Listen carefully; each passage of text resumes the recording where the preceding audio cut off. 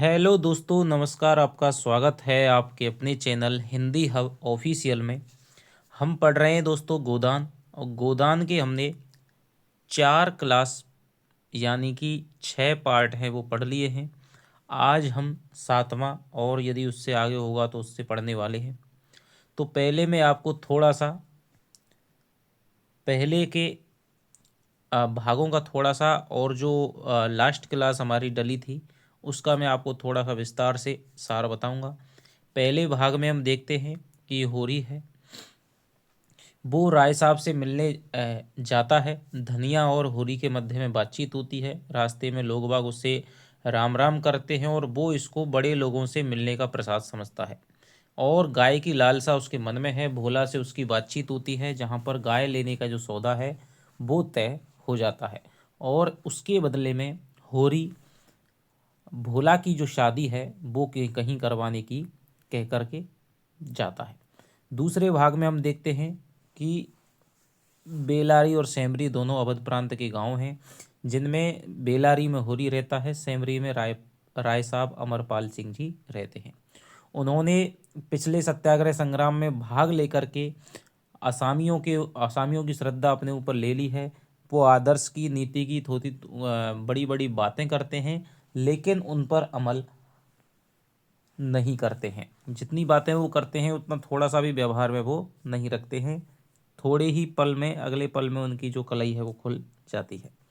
तीसरे पार्ट में होरी राय साहब से मिलकर के आता है। अपने तीनों बच्चों को खेत में काम करते हुए देखता है, उनको ले जाता है। खाने पर उनकी बातचीतें होती हैं। उसके बाद में भोला भोला वाली जो गाय वाली बात है वो धनिया से कहता है। धनिया मानती नहीं है, तो भोला की प्रशंसा के माध्यम से धनिया को वो मनवाता है। ऐसे ही भोला आ जाता है, और भोला के आने पर धनिया उसकी काफ़ी सेवा सत्कार करती है। इसके बाद में तीनों 3 खांचे भर कर के जाते हैं। दोनों अपने अपने दुखों का रोना रोते हैं रास्ते में। इसके बाद में घर पहुंच जाते हैं, और वहाँ पर चिलम पी करके, रस बस पी करके, और झुनिया की पहली बार गोबर से मुलाकात होती है। वहीं पर उनमें दोनों में टाँका भिड़ जाता है। इसके बाद में बातचीत हो जाती है कि भाई कल, अभी तो गाय चारा चर रही है, कल तुम आकर के गाय को ले जाना। ठीक है, अगला अब यहाँ से पार्ट है वो शुरू होता है। अगले पार्ट में हम होरी है वो पड़ा हुआ है, और वो क्या कर रहा है कि भाई गाय आएगी और उसके लिए नाद वगैरह गाड़नी पड़ेगी, लेकिन वो ख्यालों में मग्न है कि कहीं ऐसा ना हो भोला गाय देने से मुकर जाए। तो इसलिए वो सोचता है कि पहले गाय को आ जाने दूं, तब जा कर के नाद गाड़ूंगा। और विभिन्न तरह की कल्पनाएं वो करता है। इसके यहाँ दूध पहुँचाना होगा, इसको भी देना होगा, राय साहब को भी यहाँ भी पहुँचाना होगा। तो सब तरह से सभी लोगों को वो खुश करने की कल्पना करता है। सोचता है कि गोबर जगाया नहीं, गोबर आंखें मलता हुआ आता है, उस वो गाय लेने चला जाता है। इसके बाद में हम देखते हैं कि एक बांस लेने वाला जिसका नाम है दमड़ी बसोड़, तो वो आता है और उससे सौदा तय होता है 20 रुपये का। लेकिन वो कहता है कि 15 रुपये तुम हीरा को बताना, जिससे कि 5 रुपये का यानी कि 2.5 रुपये का आपको फायदा हो जाएगा। 50 बांस काटता है तो 2.5 रुपये का फायदा हो जाएगा। जैसे ही वो बांस काटने लगता है, हीरा की जो पत्नी है पुन्नी, वो उसको रोकती है। दोनों में छीना झपटी होती है। वो उसको धक्का दे देता है, वो उसकी चप्पल से पिटाई करती है। होरी भी उसको लात जमा देता है। ठीक है, इसके बाद में हीरा आता है, वो उसकी पिटाई करता है, लेकिन होरी रोक लेता है। दोनों खेत पर चले जाते हैं, हीरा और पुन्नी। दमड़ी बसोड़ है, वो कहता है कि भाई 15 रुपये में सौदा हुआ था, क्योंकि हीरा जाते समय कह गया कि भाई ने जब 15 में कर लिया है तो तू 15 में ही ले जा। तो वो अपनी बात से फिर जाता है। होरी अपने आप को लाचार और गिलानी अनुभव करता है। इसके बाद में धनिया की थोड़ी सी बातचीत होती है। रूपा आती है, वो कहती है कि गाय का गोबर मैं भी पाथूंगी। सोना मुझसे मना करती है। दोनों आम के खेत में चली जाती हैं। भागती हुई आती हैं कि गोबर गाय लेकर के आ रहा है। गाय आता है तो नाद नाद गाड़ी जाती है। नाद बाहर गाड़ना चाहता है, लेकिन धनिया विद्रोह करके और लड़ाई करके अपने आंगन में ही गड़वाना चाहती है। इसके बाद में लोगों का तांता बंध जाता है। सारे लोग आते हैं, पंडित दाता दीन आते हैं, और काला साड़ी का चीरा फाड़ करके उसके गले में डाल देती है। इसके बाद में होरी को एक कसक रह जाती है, सारा गांव देखने आया है लेकिन भाई नहीं आए। वो धनिया से कहता है, वो कहती है कि मैं तो जाने वाली नहीं हूँ। वो तेल लेने चले जाती है, तैसे ही वो रुपया को बेचता है, लेकिन रूपा है उसको वो धनिया ले आती है। उसके बाद में वो खुद सोचता है कि कोई दिक्कत नहीं, मैं ही चला जाऊं। तो हीरा और शोभा को बात करते हुए सुनता है। हीरा कहता है कि भाई ने पहले की जो साजे की जो कमाई है वो दबा रखी है, और वो इस गाय के रूप में निकल रही है। इन बातों को सुनकर उसका मन है वो खट्टा हो जाता है और वो वापस लौट आता है। हीरा से इस बात धनिया से इस बात को कहता है।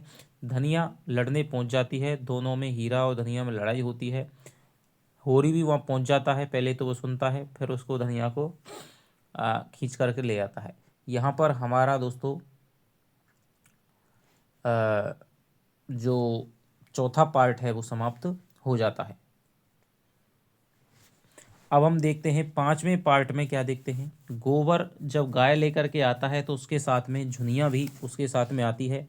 गोबर का थोड़ा सा क्या है, आकर्षण बढ़ गया था, क्योंकि अब तक गोबर ने, पिछली क्लास में ये हम पढ़े थे पांचवा और छठवां पार्ट, गोबर ने अब तक जो भी उसके साथ थी, या तो उसकी बहन थी या उसकी भाभियाँ थी, तो बहनों से तो कोई हंसी मजाक हो नहीं सकता था, लेकिन भाभियों से थोड़ी बहुत विनोद हो जाता था।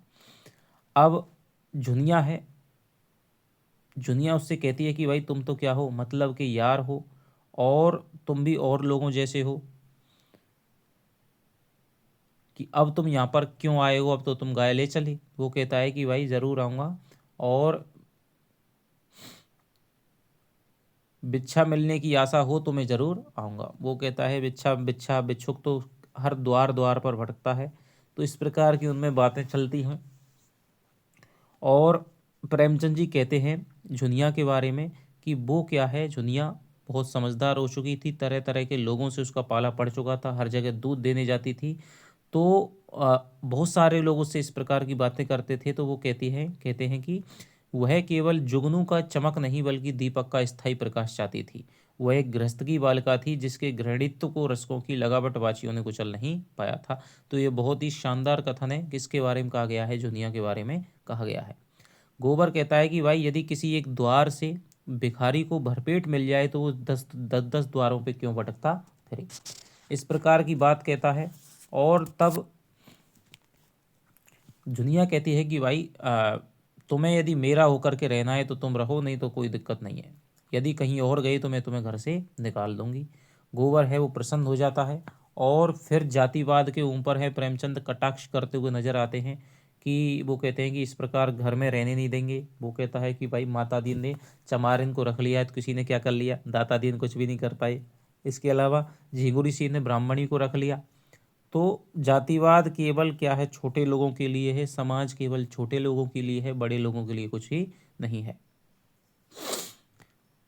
तो जुनिया आगे कहती है कि कैसे पता चलेगा तुम मेरे हो चुको। वो कहता है कि मैं तुम कहूँ तो अभी जान दे दूं। तो इस प्रकार दुनिया कहती है कि इस तरह की बातें तो सभी करते हैं, सभी जान देने के लिए रहते हैं। मैं ससुराल में जाती थी तो बहुत सारे वकील, बहुत सारे महाजन, ठाकुर, अमले, अफसर, बहुत सारे रसियापन दिखा करके मुझे फंसा लेना चाहते हैं, पर मुझे पता है उनके लिए मैं केवल एक विनोद की वस्तु हूँ।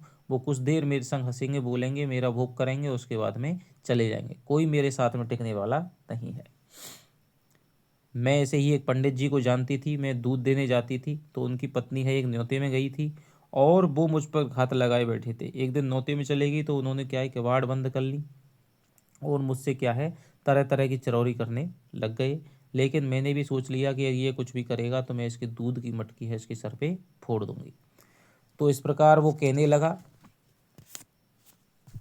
कि भाई मैं विप्र हूँ, रुपये पैसे का दान तो रोज ही पाता हूँ, तुम आज मुझे रूप का दान दे दो। उसने वैसे ही कह दिया कि मैंने वैसे ही कह दिया कि मैं 50 रुपये लूँगी। कोठरी में गया और वो 10-10 के 5 नोट निकाल लाया। तो इस प्रकार मैं अंत में उसके ऊपर मटकी फोड़ करके आ गई। अगले दिन देखती हूँ कि वो सिर पर पट्टी बांधे उसकी भैया आ गई है, और कहने, और फिर वो माफ़ी मांगने लगता है। इस प्रकार की बातों से वो गोबर को समझाने लगती है।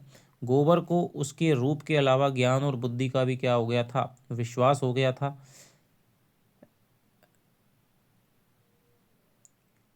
तो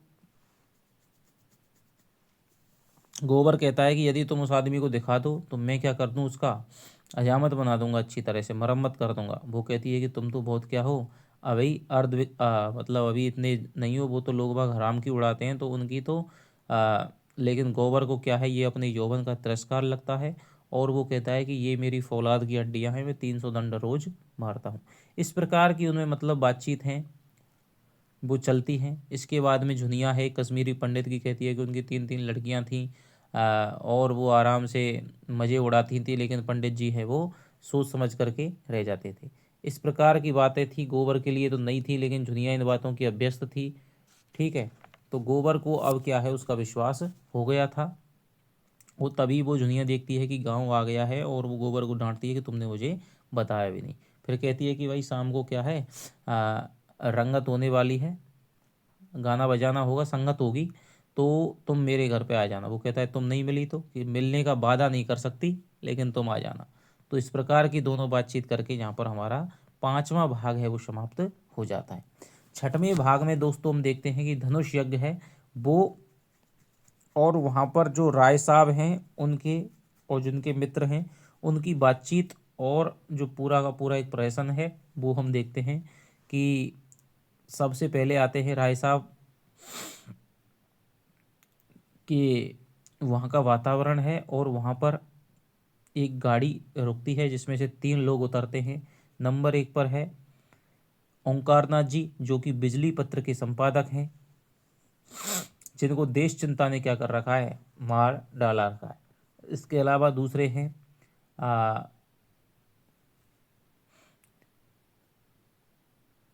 दूसरे हैं श्याम बिहारी तनखा, जो कि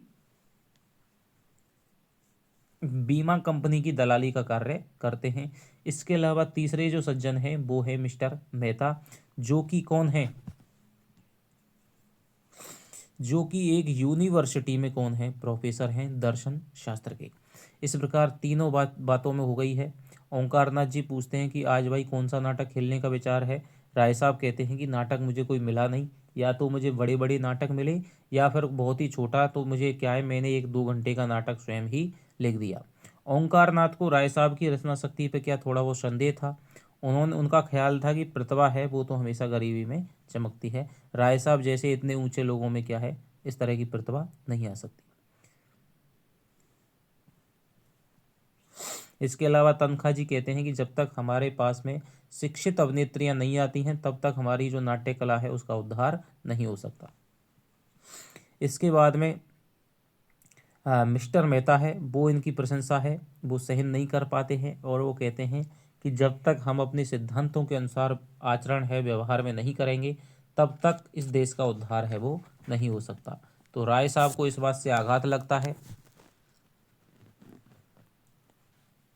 लेकिन तनखा साहब हैं वो राय साहब की क्या करते हैं, समर्थन करते हैं कि भाई इनका तो अपने असामियों के साथ में बहुत अच्छा व्यवहार है। लेकिन मेहता साहब फिर उनको आड़े हाथों लेते हैं। वो कहता है केवल अच्छा व्यवहार है तो ऐसा बात नहीं है, अच्छा व्यवहार केवल कहने में नहीं होना चाहिए, बल्कि क्या है, अपने आचरण में भी होना चाहिए। तो इस प्रकार क्या है, फिर राय साहब फिर अपनी डींगें हाँकते हैं, उसी प्रकार की बातें करते हैं। लेकिन मेहता जी कहते हैं कि जितना आपकी बुद्धि आपकी जीभ में है, उतनी यदि आपकी मस्तिष्क में होती आधी भी, तो बहुत बढ़िया होता। इस प्रकार की उनमें बातें दोस्तों चलती रहती हैं, और फिर बातचीत होती है। मेहता जी कहते हैं कि संसार में जो छोटे बड़े हैं, साम्यवाद नहीं आ सकता है, छोटे बड़े हैं वो हमेशा रहेंगे। आ, इसे मिटाने की चेष्टा करना मानव जाति के सर्वनाश का कारण होगा। कि छोटा केवल धन से ही नहीं होता है, बल्कि किससे होता है, पद से, पैसे से, और बल से, वैभव से, रूप से, ज्ञान से, सबसे छोटा बड़ा है, तो इसको आप मिटा नहीं सकते। तो इस प्रकार की बातें वो कर रहे होते हैं, तभी एक दूसरी मोटर आती है जिसमें से मिस्टर खन्ना उतरते हैं, उनकी पत्नी कामनी खन्ना उतरती है, और तीसरा व्यक्ति है, तीसरी लेडीज है, वो है मिस मालती। मिस्टर खन्ना है वो एक बैंक के मैनेजर हैं, शक्कर मिल के मैनेजिंग डायरेक्टर हैं। इसके अलावा जो मालती है वो इंग्लैंड से डॉक्टरी की पढ़ाई करके आई है, और लखनऊ में क्या कर रही है, प्रैक्टिस कर रही है। इसके बाद में वो बातचीत करते हैं, फिलोसफरों के बारे में बातचीत होती है कि मिस्टर मेहता हैं वो तो क्या है, शकल से ही फिलोसफर मालूम होते हैं। मिस्टर मेहता ने हाल ही में एक किताब लिखी थी जिसकी उन्हें आशा थी कि बढ़िया खासा क्या होगी, धूमधाम होगी, लेकिन उतनी नहीं हुई थी। मालती उसके बारे में बातचीत करती है। इसके बारे में मालती कहती है कि भाई मैं तो क्या है किसी प्रोफेसर से ही शादी करूंगी, जो कि फिलोसफर हो, उससे ही शादी करने वाली हूँ, तब तक मैं शादी नहीं करूंगी। और वो अपने गुरु की बताती है कि मिस्टर इंग्लैंड में एक मिस्टर हस्बैंड नाम के गुरु थे। वो लड़कियों को देख करके एकदम सहम से जाते थे, लेकिन व्यवहार के बहुत ही क्या थे, सहज सरल थे। इसके बाद में हम देखते हैं कि संपादक जो खन्ना जी हैं वो अपने आर्थिक कठिनाइयों की कथा है वो कहते हैं। और मिसेज खन्ना को क्या है, कविता लिखने का शौक था, तो वो ओंकार नाथ ने ही उनको क्या है कह के करके लगवाया था। और वो उनकी बड़ी प्रशंसा करते हैं। वो कहता है कि मेरे जीवन की तो रानी आप ही हैं। तो इस प्रकार की बातें उनमें हो रही होती हैं। तभी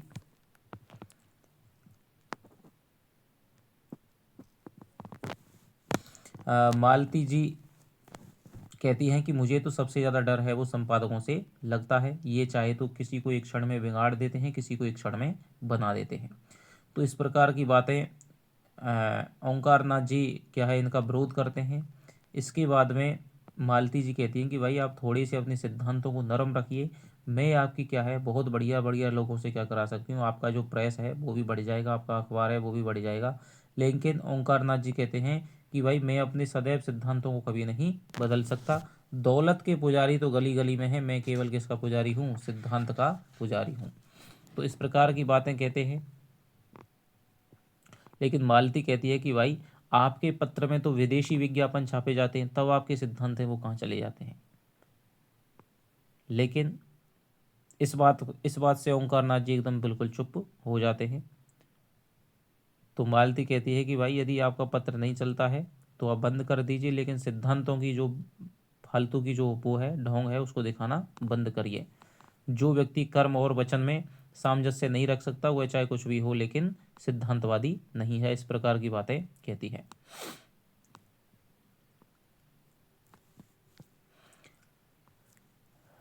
इसके बारे में थोड़ी बहुत मेहता से भी बातचीत होती है। और मेहता यहाँ पर क्या देखते हैं दोस्तों, ओपन मैरिज का सुझाव देते हैं कि जो मुक्त भोग है एक विवाह और जो मुक्त भोग है उसके बारे में बातचीत करते हैं कि जो मुक्त भोग है वो तो व्यक्तिगत जीवन के लिए अच्छा है, और विवाह है वो एक किसके लिए, समाज के लिए अच्छा है। वो कहते हैं कि भाई विवाह को मैं एक क्या है, एक सामाजिक समझौता समझता हूँ। विवाह करने से पहले आप स्वतंत्र हैं, लेकिन विवाह करने के बाद में आपके हाथ हैं वो कट जाते हैं। तो यहाँ पर मिस्टर मेहता हैं वो प्रेमचंद के प्रगतिशील विचारों के समर्थक दिखाई देते हैं। थोड़ी सी दोस्तों समय जरूर लग रहा है, लेकिन आपको ये बहुत ज़रूरी है रिवीजन करवाना। इसके बाद में धनुष यज्ञ है वो शुरू होने वाला ही है। दावत है वो चलने आ जाती है। दावत में होता है तरह तरह के दोस्तों मांस हैं वो राय साहब विशेष रूप से बनवाते थे सभी के लिए, जिसका जो मन है वो खाए। इसके अलावा शराब भी विशेष रूप से मंगवाते थे। केवल जो ओंकारनाथ हैं वो इस प्रकार के नहीं थे, पंडित जी थे, तो वो अपने कमरे में फलाहार करने चले गए। इसके बाद में बातचीत होती है कि भाई ओंकारनाथ जी को बुलाओ। तो राय साहब कहते हैं कि भाई वो वैष्णव है, उसका धर्म तुम नष्ट मत करो। तभी मिर्जा खुर्शीद हैं वो भी क्या है आ जाते हैं। मिर्जा खुर्शीद क्या थे, सूफी मुसलमान थे, 2 बार हज कर आए थे, शराब खूब पीते थे। और उनकी एक जूते की दुकान थी। तो बातचीत होती है कि भाई कैसे भी करके ओंकार नाथ जी को यदि आज मिस मालती शराब पिला देंगी तो मेहता जी कहते हैं कि भाई वो फीस बताओ। तो मालती कहती है कि मैं 1,000 से कम में नहीं बांधूंगी। तो इसके बाद में मिर्जा जी क्या है तुरंत 100 रुपये का जेब है वो नोट से जो नोट जेब से निकालते हैं। उसके बाद सभी लोगों से क्या है रुपए लिए जाते हैं, जिसमें सबसे ज़्यादा जो योगदान है वो आपकी मिसेज खन्ना देती हैं 500 रुपये। इसके बाद राय साहब 300 रुपये देते हैं। इस प्रकार करके सभी लोगों से 1,000 रुपये हो जाते हैं। उसके बाद में आ,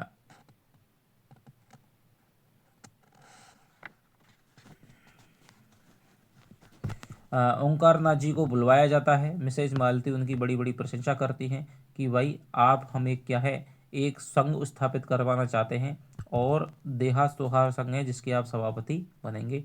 आपने अपने सिद्धांतों से बहुत कार्य किया है और बिल्कुल आपको क्या है उसका सभापति बनवाया जाएगा और आपकी जो पत्र है उसकी भी एक एक प्रति है वो सभी गांवों में पहुंचाई जाएगी। इस प्रकार उसको क्या है पूरी तरह से उसको फुल पे चढ़ा देते हैं। ओंकारनाथ क्या है प्रसन्न हो जाते हैं, लेकिन बाद में बातचीत होती है कि भाई हमारे इस संघ में कोई भी भेदभाव नहीं होगा, किसी प्रकार का भेदभाव नहीं होगा। तब वो कहते हैं कि ये भाई एक कोई कहता है कि भाई ये तो शराब पीते ही नहीं है। तब बातचीत होती है कि इस प्रकार का भेद है वो सभापति नहीं कर सकते। अब ओंकारनाथ हैं वो बिल्कुल चक्कर में पड़ जाते हैं, उन्हें शराब पीनी ही पड़ती है और वो अपने सिद्धांतों को धुरी धर के कहते हैं कि भाई मेरे पिता दादा ने शराब नहीं पी क्योंकि उनके पास समय था ही नहीं। बहुत सारी बातें हैं जो वो करते थे वो हम नहीं कर पाते हैं, इसलिए वो कहते हैं कि मालती के हाथों से तुम्हें क्या है जहर भी पी लूँगा। इस प्रकार की बातें करते हुए शराब पी जाते हैं और शराब पी करके बिल्कुल नशे में आ जाते हैं। वो कहते हैं कि भाई मैं आपको विश्वास दिलाता हूँ कि आप सभा भवन में सबसे पहले मुझको पाएंगे। इसके बाद में और उसकी बड़ाई की जाती है और इस प्रकार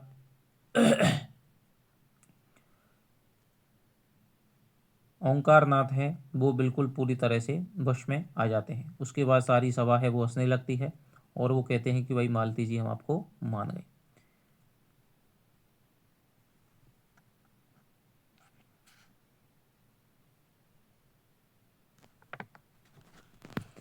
तो इस प्रकार वो बातें कर रहे होते हैं, तभी क्या है उनको क्या है भेज दिया जाता है।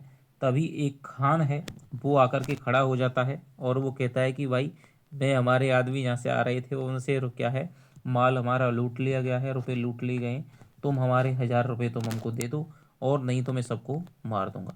सभी चक्कर में पड़ जाते हैं, सभी तरह तरह की बातें करते हैं। मिस मालतीस कहते हैं कि भाई आपके पास तो 1000 रुपये हैं, आप दे दीजिए।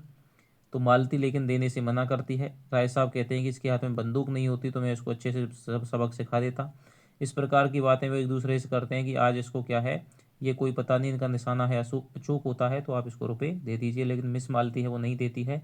उसके बाद में खान है वो तरह तरह की बातें करता है कि भाई हम तुमको दिलदार है, तुम्हारा आशिक है, मालती से तुम्हें ले जाएगा, जश्न मनाएगा, तुम्हारे लिए जान दे देगा, तुम्हारे लिए अपने छाती पे छुरी चलाएगा। और तभी क्या है एक आध जाना भी चाहता है लेकिन वो उसको रोक लेता। तभी होरी आता है वो कहता है कि भाई नाटक हो गया लेकिन माली मेरा तो अभिनय हो गया, पता नहीं राय साहब कैसे नहीं आए। तो वो देखता है ये क्या मामला बना पड़ा है। वो जैसे ही राय साहब कहते हैं कि भाई जा किसी को बुला के ला, तभी वो जैसे ही जाना चाहता है तभी खान उसको रोक लेता है। लेकिन होरी तो होरी था, वो क्या है मालिक की आज्ञा पर उसी तरह उस पर पड़ पड़ता उसको नीचे गिरा देता है। खान से जैसे ही दाढ़ी को खींचता है तो मिर्जा जो मेहता जी हैं वो खड़े हो जाते हैं और सभी कहते हैं कि वाह भाई आपका मतलब मान गए। और मेहता जी अपनी उसके लिए माफ़ी मांगते हैं। तभी यहाँ पर ये हमारा जो छठवां पार्ट है दोस्तों वो समाप्त हो जाता है।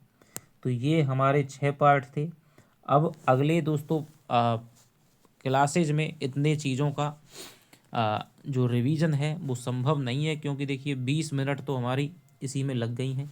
तो मैं बिल्कुल लास्ट के का ही आपको रिवीजन करवाऊँगा, ठीक है। थोड़ा थोड़ा एक एक लाइन एक एक पार्ट के बारे में लगभग हम 2 या 3 पार्टों के बारे में पिछले से बात करेंगे। तो चलिए आज पढ़ते हैं 7वां भाग। थोड़ा सा टाइम आपको 2-3 क्लास घंटे ज़्यादा लग सकते हैं, लेकिन आपको जो याद होगा ना उपन्यास दोस्तों जिंदगी भर के लिए याद हो जाएगा। यह अभिनय जब समाप्त हुआ तो उधर रंगशाला में धनुष यज्ञ समाप्त हो चुका था और सामाजिक प्रहसन की तैयारी हो रही थी, मगर इन सज्जनों को उसमें विशेष दिलचस्पी न थी। केवल मिस्टर मेहता देखने गए और आदि से अंत तक जमे रहे। उन्हें बड़ा मजा आ रहा था, बीच बीच में तालियां बजाते थे और फिर कहो का आग्रह करके अभिनेताओं को प्रोत्साहन भी देते जाते थे। राय साहब ने इस प्रहसन में एक मुकदमेबाज देहाती जमींदार का खाका मुकदमेबाज देहाती जमींदार का खाका उड़ाया था। कहने को तो प्रहसन था मगर करुणा से भरा हुआ। नायक का बात बात में कानून की धाराओं का उल्लेख करना, पत्नी पर केवल इसलिए मुकदमा दायर कर देना कि उसने भोजन तैयार करने में जरा सी देर कर दी, फिर वकीलों के नखरे और देहाती गवाहों की चालाकियां और जहाँ से पहले गवाही के लिए चटपट तैयार हो जाना। मगर इजलास पर तलवी के समय खूब मनावन करना, नाना प्रकार की फरमाइशें करके उल्लू बनाना, ये सभी दृश्य देखकर लोग हंसी के मारे लौट जाते थे।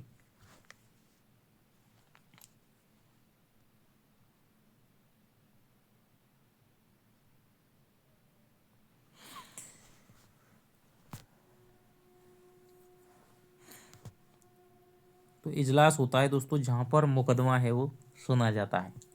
ठीक है। ये सभी दृश्य देखकर लोग हंसी के मारे लौट जाते थे। सबसे सुंदर वह दृश्य था जिसमें वकील गवाहों को उनके बयान रटा रहा था। गवाहों का बार बार भूलें करना, वकील का बिगड़ना, फिर नायक का देहाती बोली में गवाहों को समझाना और अंत में इजलास पर गवाहों का बदल जाना ऐसा सजीव और सत्य था कि मिस्टर मेहता उछल पड़े और तमाशा समाप्त होने पर नायक को गले लगा लिया और सभी नटों को एक एक मेडल देने की घोषणा की। राय साहब के प्रति उनके मन में श्रद्धा के भाव जाग उठे। राय साहब स्टेज के पीछे ड्रामे का संचालन कर रहे थे। मेहता दौड़कर उनके गले लिपट गए और मुग्ध होकर बोले, आपकी दृष्टि इतनी पैनी है, मुझे इसका अनुमान ना था। दूसरे दिन जलपान के बाद शिकार का प्रोग्राम था। वहीं किसी नदी के तट पर बाग में भोजन बने, खूब जल क्रीड़ा की जाए, शाम को लोग घर आए, देहाती जीवन का आनंद उठाया जाए। जिन मेहमानों को विशेष काम था वह तो विदा हो गए, केवल वे ही लोग बच रहे जिनकी राय साहब से घनिष्ठता थी। मिसेज खन्ना का सिर में दर्द था। ना जा सकियों संपादक जी इस मंडली से जले हुए थे और इनके विरुद्ध एक लेख माला निकालकर इनकी खबर लेने के विचार में मग्न थे। वो जब शराब पिला रहे थे और चले गए थे तब सभी आपस में बातचीत भी कर रहे थे कि भाई देखना ये बहुत बड़ा है, अगले दिन तुमको क्या करेगा, अपने पत्र में रखे देगा बुरी तरह से। इनके विरुद्ध एक लेखमाला लिख कर के निकाल कर इनकी खबर लेने के विचार में मग्न थे। सब के सब छटे हुए गुंडे हैं, हराम के पैसे उड़ाते हैं, मूछों पर ताव देते हैं, दुनिया में क्या हो रहा है इन्हें क्या खबर, इनके पड़ोस में कौन मर रहा है इन्हें क्या परवाह, इन्हें तो अपने भोग विलास से काम है। यह मेहता जो फिलोसफर बना फिरता है उसे यही धुन है कि जीवन को संपूर्ण बनाओ, परिपूर्ण बनाओ। जिसको यह फिक्र दवाई डालती है कि लड़कों का ब्याह कैसे हो, जिसको यह फिक्र दवाई डालती है कि लड़कों का ब्याह कैसे हो, यह बीमार स्त्री के लिए वैद्य कैसे आए, या अब की घर का किराया किसके घर से आएगा, वह अपना जीवन कैसे संपूर्ण बनाए। छूटे सांड बने दूसरों के खेत में मुंह मारते फिरते हो और समझते हो संसार में सब सुखी हैं। तुम्हारी आंखें तब खुलेंगी जब क्रांति होगी और तुमसे कहा जाएगा बचा बचा खेत में चलकर हल जोतो।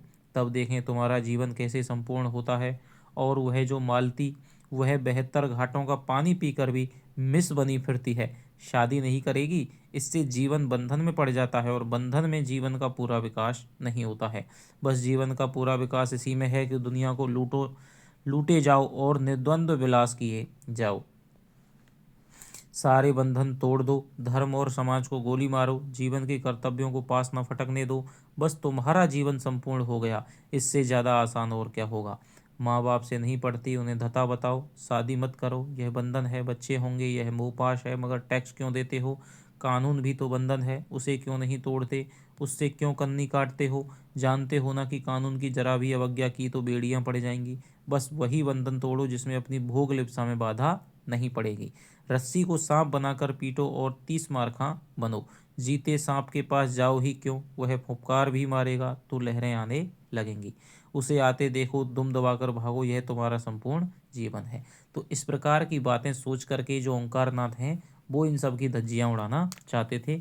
और ये बात देखिए प्रेमचंद कह रहे हैं कि भाई आजकल क्या है, आजकल की जो नई पीढ़ी है वो केवल भोग विलास के नाम पर अपनी मर्जी चाहती है, लेकिन जहाँ पर कानून है उन चीज़ों को फिर क्यों मानते हैं। केवल क्या है, मैं तो अपनी मर्जी का मालिक हूँ, अपनी मर्जी का मालिक, केवल भोग विलास में ही अपनी मर्जी के मालिक हैं, कुछ अच्छी चीज़ों में भी अपनी मर्जी चलाइए। तो इस प्रकार की बात आज की क्या है, आज भी ये चीज़ें देखिए प्रासंगिक हैं। तो इस प्रकार यहाँ पर क्या है, कटाक्ष करते हुए दिखाई देते हैं। 8 बजे शिकार पार्टी चली। खन्ना ने कभी शिकार ना खेला था, बंदूक की आवाज़ से कांपते थे, लेकिन मिस मालती जा रही थी, वह कैसे रुक सकते थे। मिस्टर तनखा को अभी एक इलेक्शन के विषय में बातचीत करने का अवसर ना मिला था, शायद वहाँ वह अवसर मिल जाए। राय साहब अपने इस इलाके में बहुत दिनों से नहीं गए थे, वहाँ का रंग ढंग देखना चाहते थे। कभी कभी इलाके में आने जाने से आदमियों से एक संबंध भी हो जाता है और रौब भी रहता है। कारकुन और प्यादे भी सचेत रहते हैं। मिर्जा खुर्शीद को जीवन के नए अनुभव प्राप्त करने का शौक था, विशेषकर ऐसे जिसमें कुछ साहस दिखाना पड़े। मिस मालती अकेले कैसे रहती, उन्हें तो रसिकों का जमघट चाहिए। केवल मिस्टर मेहता शिकार खेलने के सच्चे उत्साह से जा रहे थे। राय साहब की इच्छा तो थी कि भोजन की सामग्री, रसोईया, कहार, खिदमतगार सब साथ चलें, लेकिन मिस्टर मेहता ने इसका विरोध किया। खन्ना ने कहा, आखिर वहाँ भोजन करेंगे या भूखों मरेंगे। मेहता ने जवाब दिया, भोजन क्यों ना करेंगे, लेकिन आज हम लोग खुद अपना सारा काम करेंगे। देखना तो चाहिए कि नौकरों के बगैर भी हम जिंदा रह सकते हैं या नहीं। मिस मालती पकाएंगी और हम लोग खाएंगे। देहातों में हाड़ियाँ और पत्तल मिल ही जाते हैं, ईंधन की कोई कमी नहीं, शिकार हम करेंगे ही। मालती ने गिला किया, क्षमा कीजिए, आपने रात मेरी कलाई इतने जोर से पकड़ी कि अभी तक दर्द हो रहा है। काम तो हम लोग करेंगे, आप केवल बताती जाइएगा। मिर्जा खुर्शीद बोले, अजी आप लोग तमाशा देखते रहिएगा, मैं सारे इंतजाम कर दूंगा। बात ही कौन सी है, जंगल में हाड़ी और बर्तन ढूंढना हिमाकत है। हिरन का शिकार कीजिए, भूनिए खाइए और वहीं दरख्त के साए में खर्राटे लीजिए। यही प्रस्ताव स्वीकृत हुआ। दो मोटरें चलीं, एक मिस मालती ड्राइव कर रही थीं, दूसरी खुद राय साहब। कोई 20-25 मील पर पहाड़ी प्रांत शुरू हो गया। दोनों तरफ ऊंची पर्वतमाला दौड़ी चली जा रही थी। सड़क भी पेचदार होती जाती थी। कुछ दूर की चढ़ाई के बाद एकाएक ढाल आ गया और मोटर नीचे की ओर चली। दूर से नदी का पाट नजर आया, किसी रोगी की भांति दुर्बल निष्पंद कगार पर एक घने वटवृक्ष की छाया में कारें रोक दी गईं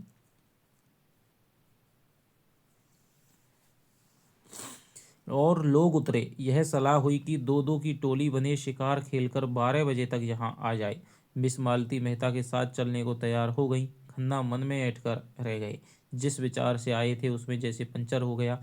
अगर जानते मालती दगा देगी तो घर लौट जाते, लेकिन राय साहब का साथ उतना रोचक न होते हुए भी बुरा ना था। उनसे बहुत सी मुआमले की बातें करनी थी। खुर्शीद और तनखा बच रहे, उनकी टोली बनी बनाई थी। तीनों टोलियां एक तरफ चल दी, तो 3 टोलियां यहाँ पर शिकार के लिए बन जाती है। पहली टोली में आपके कौन थे, मेहता जी थे और मालती जी थी। दूसरी टोली में राय साहब थे और खन्ना जी थे। तीसरी टोली में मिर्जा खुर्शीद थे और श्याम बिहारी तनखा थे। कुछ दूर तक पथरीली पगडंडी पर मेहता के साथ चलने के बाद मालती ने कहा, तुम तो चले ही जाते हो, जरा दम लेने दो। मेहता मुस्कुराए, अभी तो हम 1 मील भी नहीं आए, अभी से थक गई। थकी नहीं, लेकिन क्यों ना जरा दम ले लो। जब तक कोई शिकार हाथ ना आ जाए हमें आराम करने का अधिकार नहीं। मैं शिकार खेलने ना आई थी, मेहता ने अनजान बनकर कहा। अच्छा, यह मैं जानता था, फिर क्या कहने आई थी? अब तुमसे क्या बताऊं। हिरनों का एक झुंड चरता हुआ नजर आया। दोनों एक चट्टान की आड़ में छिप गए। निशाना बांधकर गोली चलाई, निशाना खाली गया, झुंड भाग निकला। मालती ने पूछा, अब कुछ नहीं, चलो फिर कोई शिकार मिलेगा। दोनों कुछ देर तक चुपचाप चलते रहे। फिर मालती ने जरा रुककर कहा, गर्मी के मारे बुरा हाल हो रहा है, आओ इस वृक्ष के नीचे बैठ जाएं। अभी नहीं, तुम बैठना चाहती हो तो बैठो, मैं तो नहीं बैठता। बड़े निर्दयी हो तुम, सच कहती हूँ। जब तक कोई शिकार न मिल जाए मैं बैठ नहीं सकता। तब तो तुम मुझे मार ही डालोगे। अच्छा बताओ, रात तुमने मुझे इतना क्यों सताया? मुझे तुम्हारे ऊपर बड़ा क्रोध आ रहा था। याद है तुमने मुझे क्या कहा था? तुम हमारे साथ चलेगा दिलदार। मैं न जानती थी तुम इतने शरीर हो। अच्छा, सच कहना, तुम उस वक्त मुझे अपने साथ ले जाते? मेहता ने कोई जवाब ना दिया, मानो सुना ही नहीं। दोनों कुछ दूर चलते रहे। एक तो जेठ की धूप, दूसरा पथरीला रास्ता। मालती थक कर बैठ गई। मेहता खड़े खड़े बोले, अच्छी बात है, तुम आराम कर लो, मैं यहीं आ जाऊंगा। मुझे अकेले छोड़कर चले जाओगे? मैं जानता हूँ तुम अपनी रक्षा कर सकती हो। कैसे जानते हो? नए युग की देवियों की यही सिफत है, वह मर्द का आश्रय नहीं चाहती, उससे कंधा मिलाकर चलना चाहती है।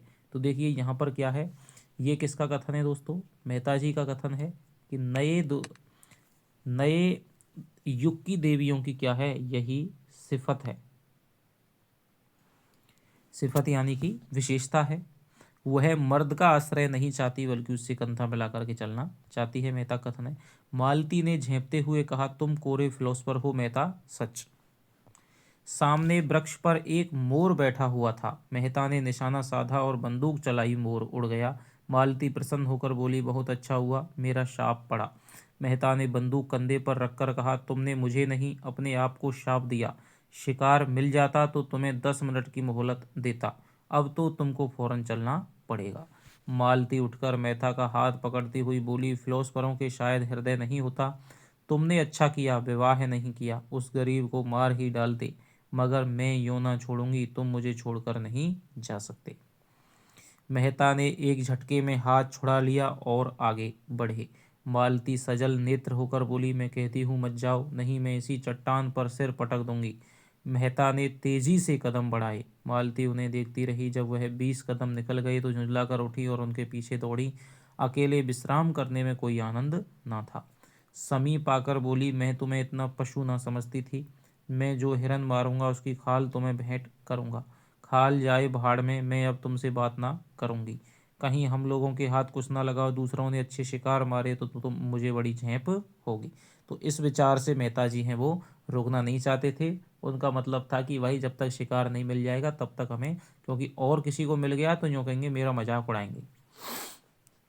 एक चौड़ा नाला बीच में, मुंह फैलाए बीच में खड़ा था। बीच की चट्टानें उसके दांतों से लगती थीं। धार में इतना वेग था कि लहरें उछल पड़ती थी। सूर्य मध्याह्न पर आज पहुंचा था, उसकी प्यासी किरणें जल में क्रीड़ा कर रही थीं। मालती ने प्रसन्न होकर कहा, अब तो लौटना पड़ेगा। क्यों, उस पार चलेंगे, यहीं तो शिकार मिलेंगे। धारा में कितना वेग है, मैं तो बह जाऊंगी। अच्छी बात है, तुम यहीं बैठो, मैं जाता हूँ। हाँ आप जाइए, मुझे अपनी जान से बैर नहीं है। मेहता ने पानी में कदम रखा और पांव साधते हुए चले। ज्यों ज्यों आगे जाते पानी गहरा होता जाता, यहाँ तक कि छाती तक आ गया।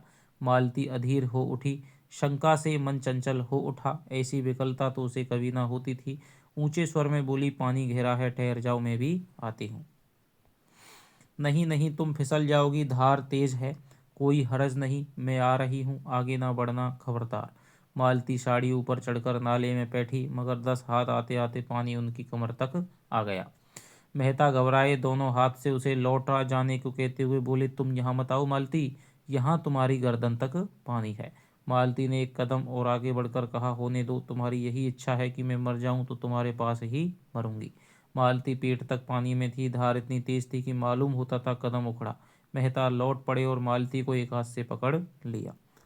मालती ने नशीली आंखों में रोष भरकर कहा, मैंने तुम्हारे जैसा बेदर्द आदमी कभी ना देखा था, बिल्कुल पत्थर हो। खैर आज सता लो, जितना सताते बने, मैं भी कभी समझूंगी। मालती के पांव उखड़ते हुए मालूम हुए। वह बंदूक संभालती हुई उनसे चिमट गई। मेहता ने आश्वासन देते हुए कहा, तुम यहाँ खड़ी नहीं रह सकती, मैं तुम्हें अपने कंधे पर बिठाए लेता हूँ। मालती ने भ्रुकुटी टेढ़ी करके कहा, तो उस पार जाना क्या इतना ज़रूरी है? मेहता ने कुछ उत्तर न दिया। बंदूक कनपटी से कंधे पर दबा ली और मालती के को दोनों हाथों से उठाकर कंधे पर बैठा लिया। मालती अपनी पुलक को छिपाते हुई बोली, अगर कोई देख ले, भद्दा तो लगता है। दो पक्के बाद उसने करुण स्वर में कहा, अच्छा बताओ, मैं यहीं पानी में डूब जाऊं तो तुम्हें रंज हो या ना हो? मैं तो समझती हूँ तुम्हें बिल्कुल रंज ना होगा। मेहता ने आहत स्वर से कहा, तुम समझती हो मैं आदमी नहीं हूँ? मैं तो यही समझती हूँ, क्यों छिपाऊं? सच कहती हो मालती, तुम क्या समझते हो? मैं कभी बतलाऊंगा। पानी मेहता के गर्दन तक आ गया। कहीं अगला कदम उठाते ही सिर तक ना आ जाए। मालती का हृदय धक धक करने लगा। बोली, मेहता ईश्वर के लिए अब आगे मत जाओ, नहीं मैं पानी में कूद पड़ूंगी। उस संकट में मालती को ईश्वर याद आया, जिसका वह मजाक उड़ाया करती थी। जानती थी ईश्वर कहीं बैठा नहीं है जो आकर उन्हें उबार लेगा, लेकिन मन को जिस अवलंबन और शक्ति की जरूरत थी वह और कहाँ मिल सकती थी। पानी कम होने लगा था। मालती ने प्रसन्न होकर कहा, तो तुम मुझे उतार दो। नहीं नहीं, चुपचाप बैठी रहो, कहीं आगे कोई गड्ढा मिल जाए। तुम समझते होगे यह कितनी स्वार्थनी है, मुझे इसकी मजदूरी दे देना। मालती के मन में गुदगुदी हुई, क्या मजदूरी लोगे? यही कि जब तुम्हें जीवन में ऐसा ही कोई अवसर आए तो मुझे बुला लेना। किनारे आ गए। मालती ने रेत पर अपनी साड़ी का पानी निचोड़ा, जूते का पानी निकाला, मुंह हाथ धोया, पर ये शब्द अपने रहस्य में आशय के साथ उसके सामने नाचते रहे।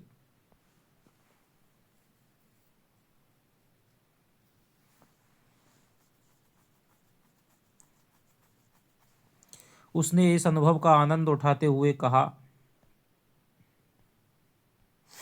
कि यह दिन याद रहेगा। मेहता ने पूछा, तुम बहुत डर रही थी? पहले तो डरी, लेकिन फिर मुझे विश्वास हो गया कि तुम हम दोनों की रक्षा कर सकते हो। मेहता ने गर्व से मालती को देखा। उनके मुख पर परिश्रम की लाली के साथ तेज था।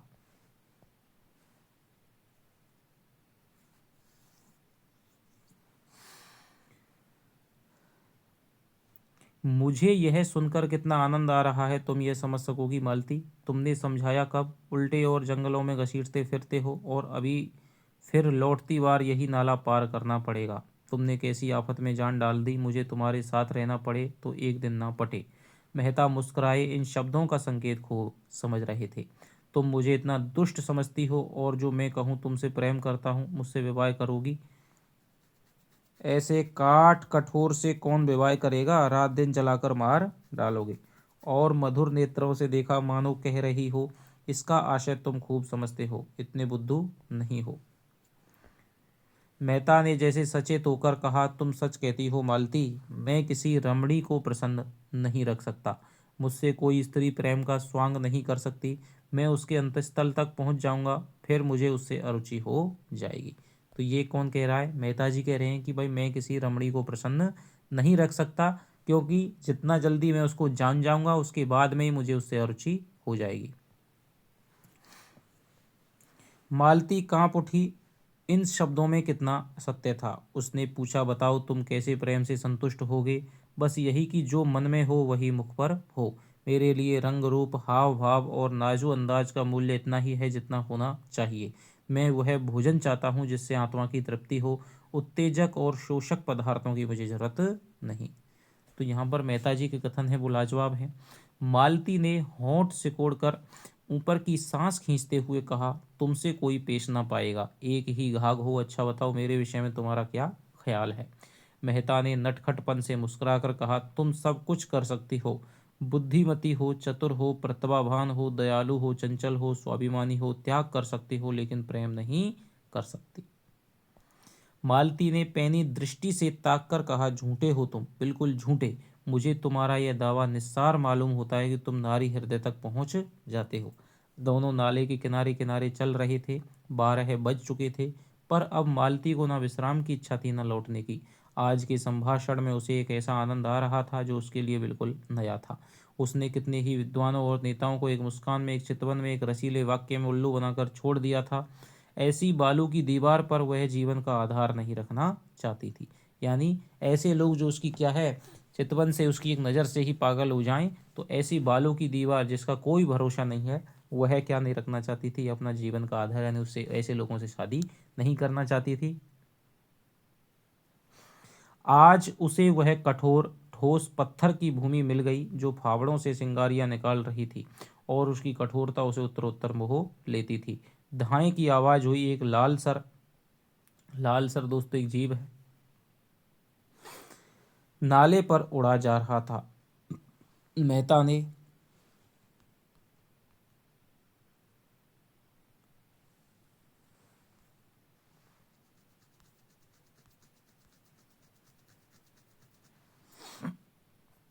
बतख की तरह का एक पक्षी होता है लाल सर, नाले पर उड़ा जा रहा था। मेहता ने निशाना मारा। चिड़िया चोट खाकर भी कुछ दूर उड़ी, फिर बीच धार में गिर पड़ी, लहरों के साथ बहने लगी। अब अभी जाकर लाता हूँ, जाती कहाँ है?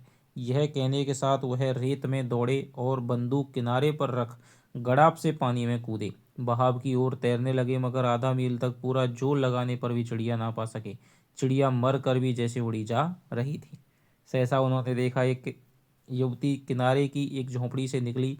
चिड़िया को बहते देखकर साड़ी को जांघों तक चढ़ाया और पानी में घुस पड़ी। एक क्षण में उसने चिड़िया पकड़ ली और मेहता को दिखाती हुई बोली, पानी से निकल जाओ बाबूजी, तुम्हारी चिड़िया यह है।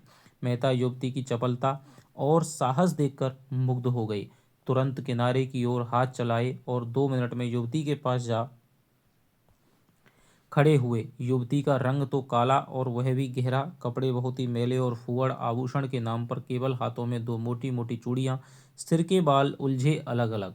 मुखमंडल का कोई भाग ऐसा नहीं जिसे सुंदर या सुघड़ कहा जा सके, लेकिन उस स्वच्छ निर्मल जलवायु में उसके कालेपन में ऐसा लावण्य भर दिया था। प्रकृति की गोद में पलकर उसके अंग इतने सुडौल, सुगठित और स्वच्छंद हो गए थे कि यौवन का दिल खींचने के लिए उससे सुंदर कोई रूप ना मिलता। उसका सबल स्वास्थ्य जैसे मेहता के मन में बल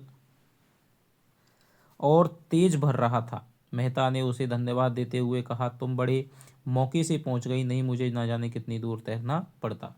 युवती ने प्रसन्न मुख से कहा, मैं तुम्हें तैरते आते देखा तो दौड़ी शिकार खेलने आए होंगे। हाँ, आए तो थे शिकार ही खेलने, मगर दोपहर हो गया और यह चिड़िया मिली है। तेंदुआ मारना चाहो तो मैं उसका ठौर दिखा दूं। रात को यहाँ रोज पानी पीने आता है, कभी कभी दोपहर में भी आ जाता है। फिर जरा सकुचाकर सिर झुकाए बोली, उसकी खाल हमें देनी पड़ेगी। चलो मेरे द्वार, वहाँ पीपल की छाया है, यहाँ धूप में कब तक खड़े रहोगे, कपड़े भी तो गीले हो गए हैं। मेहता ने उसकी देह में चिपकी हुई गीली साड़ी की ओर देखकर कहा, तुम्हारे कपड़े भी तो गीले हैं। उसने लापरवाही से कहा, हूँ, हमारा क्या है, हम तो जंगल के हैं, दिन भर धूप और पानी में खड़े रहते हैं, तुम थोड़े ही रह सकते हो। लड़की कितनी समझदार है और बिल्कुल गंवार। तुम खाल लेकर क्या करोगी, हमारे दादा बाजार में बेचते हैं, यही तो हमारा काम है। लेकिन दोपहरी यहाँ काटें तो तुम खिलाओगी क्या। युवती ने लजाते हुए कहा, तुम्हारे खाने लायक हमारे घर में क्या है, मक्के की रोटियां खाओ जो धरी हैं, चिड़िए का सालन पका दूंगी, तुम बताते जाना जैसे बनाना हो। थोड़ा सा दूध भी है, हमारे गैया को एक बार तेंदुए ने घेरा था, उसे सींगों से भगाकर भाग आई, तब से तेंदुआ उससे डरता है। लेकिन मैं अकेला नहीं हूँ, मेरे साथ एक औरत भी है। तुम्हारी घरवाली होगी। नहीं, घरवाली तो अभी नहीं है, जान पहचान की है। नहीं तो मैं दौड़कर उनको बुला लाती हूँ, तुम चलकर छाँव में बैठो। नहीं नहीं, मैं बुला लाता हूँ, तुम थक गए होगे, शहर का रवैया, जंगल में काहे आते होंगे।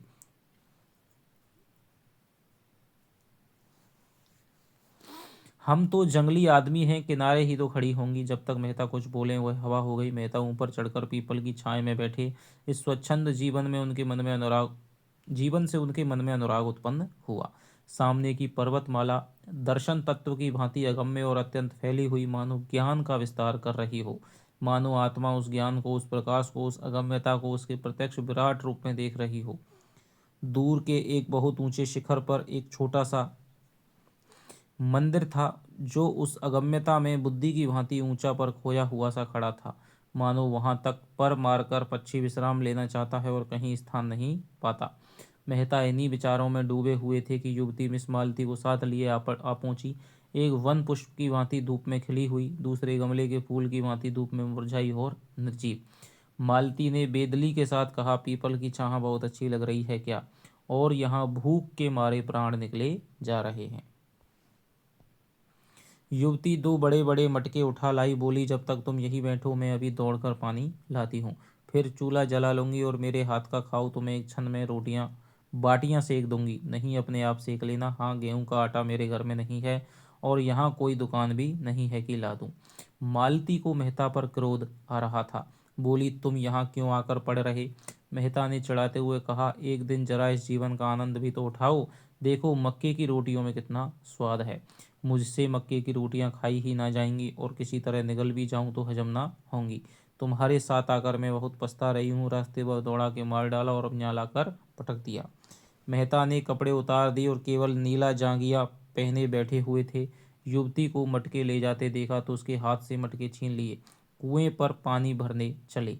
दर्शन के गहरे अध्ययन में भी उन्होंने अपने स्वास्थ्य की रक्षा की थी और दोनों मटके लेकर चलते हुए उनकी मांसल भुजाएं और चौड़ी छाती और मछलीदार जांघें किसी यूनानी प्रतिमा के सुगठित अंगों की भांति उनके पुरुषार्थ का परिचय दे रही थी। युवती उन्हें पानी खींचते हुए अनुराग भरी आंखों से देख रही थी। वह अब उसकी दया के पात्र नहीं, श्रद्धा के पात्र हो गए थे। क्यों, युवती को लग रहा था कि भाई मेहता जी तो अभी क्या शहर के आदमी हैं, ये क्या जानते हैं, लेकिन मेहता जी को काम करते देख करके युवती उनसे श्रद्धा करने लग गई। कुआं बहुत गहरा था, कोई 60 हाथ मटके भारी थे और मेहता कसरत का अभ्यास करते रहने पर भी एक मटका खींचते खींचते शिथिल हो गए। युवती ने दौड़कर उनके हाथ से रस्सी छीन ली, बोली, तुमसे ना खींचेगा, तुम जाकर खाट पर बैठो, मैं खींचे लेती हूँ। मेहता अपने पुरुषत्व का अपमान ना खींच सह सके, रस्सी उनके हाथ से फिर ले ली और जोर मारकर एक क्षण में दूसरा मटका भी खींच लिया। दोनों हाथों में दोनों मटके लिए आकर झोंपड़ी के द्वार पर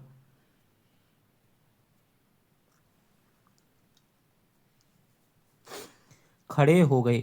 युवती ने चटपट आग जलाई, लालसर के पंख झुलस डाले, कुएं से उसकी छुरे से उसकी बोटियां बनाई और चूल्हे में आग जलाकर मांस चढ़ा दिया। चूल्हे के दूसरे एले पर कढ़ाई में दूध उबालने लगी और मालती भुएं चढ़ाए खाट पर खिन्न मन से इस तरह यह दृश्य देख रही थी मानो उसके ऑपरेशन की तैयारी हो रही हो। मेहता झोंपड़ी के द्वार पर खड़े होकर युवती के गृह कौशल को अनरक्त नेत्रों से देखते हुए बोले, मुझे भी तो कोई काम बताओ, मैं क्या करूं। युवती ने मीठी झिड़की के साथ कहा, तुम्हें कुछ नहीं करना है, जाकर बाई के पास बैठो, बेचारी बहुत भूखी है, दूध गर्म हुआ जाता है, उसे पिला देना। उसने एक घड़े से आटा निकाला और गूंथने लगी। मेहता उसके अंगों का विलास देखते रहे। युवती भी रह रहकर उन्हें कनखियों से देखकर अपना काम करने लगती थी। मालती ने पुकारा, तुम वहाँ क्या खड़े हो, मेरे सिर में जोर का दर्द हो रहा है, आधा सिर ऐसा फटा पड़ता है जैसे गिर जाएगा। मेहता ने आकर कहा, मालूम होता है धूप लग गई है, मैं क्या जानती थी तुम मुझे मार डालने के लिए यहाँ ला रहे हो। तुम्हारे साथ कोई दवा भी तो नहीं है, क्या मैं किसी मरीज को देखने आ रही थी जो दवा लेकर चलती। मेरे एक दवाओं का बॉक्स है, वह सैमरी में है, उफ, सिर फटा जाता है। मेहता ने उसके सिर की ओर जमीन पर बैठकर धीरे धीरे उसका सिर सहलाना शुरू किया। मालती ने आंखें बंद कर ली। युवती हाथों में आटा भरे, सिर के बाल बिखेरे, आंखें धुएं से लाल और सजल, सारी देह पसीने में तर, जिससे उसका उभरा हुआ बक्श साफ झलक रहा था, आकर खड़ी हो गई और मालती की आंखें बंद किए पड़ी देखकर बोली, बाई को क्या हो गया है।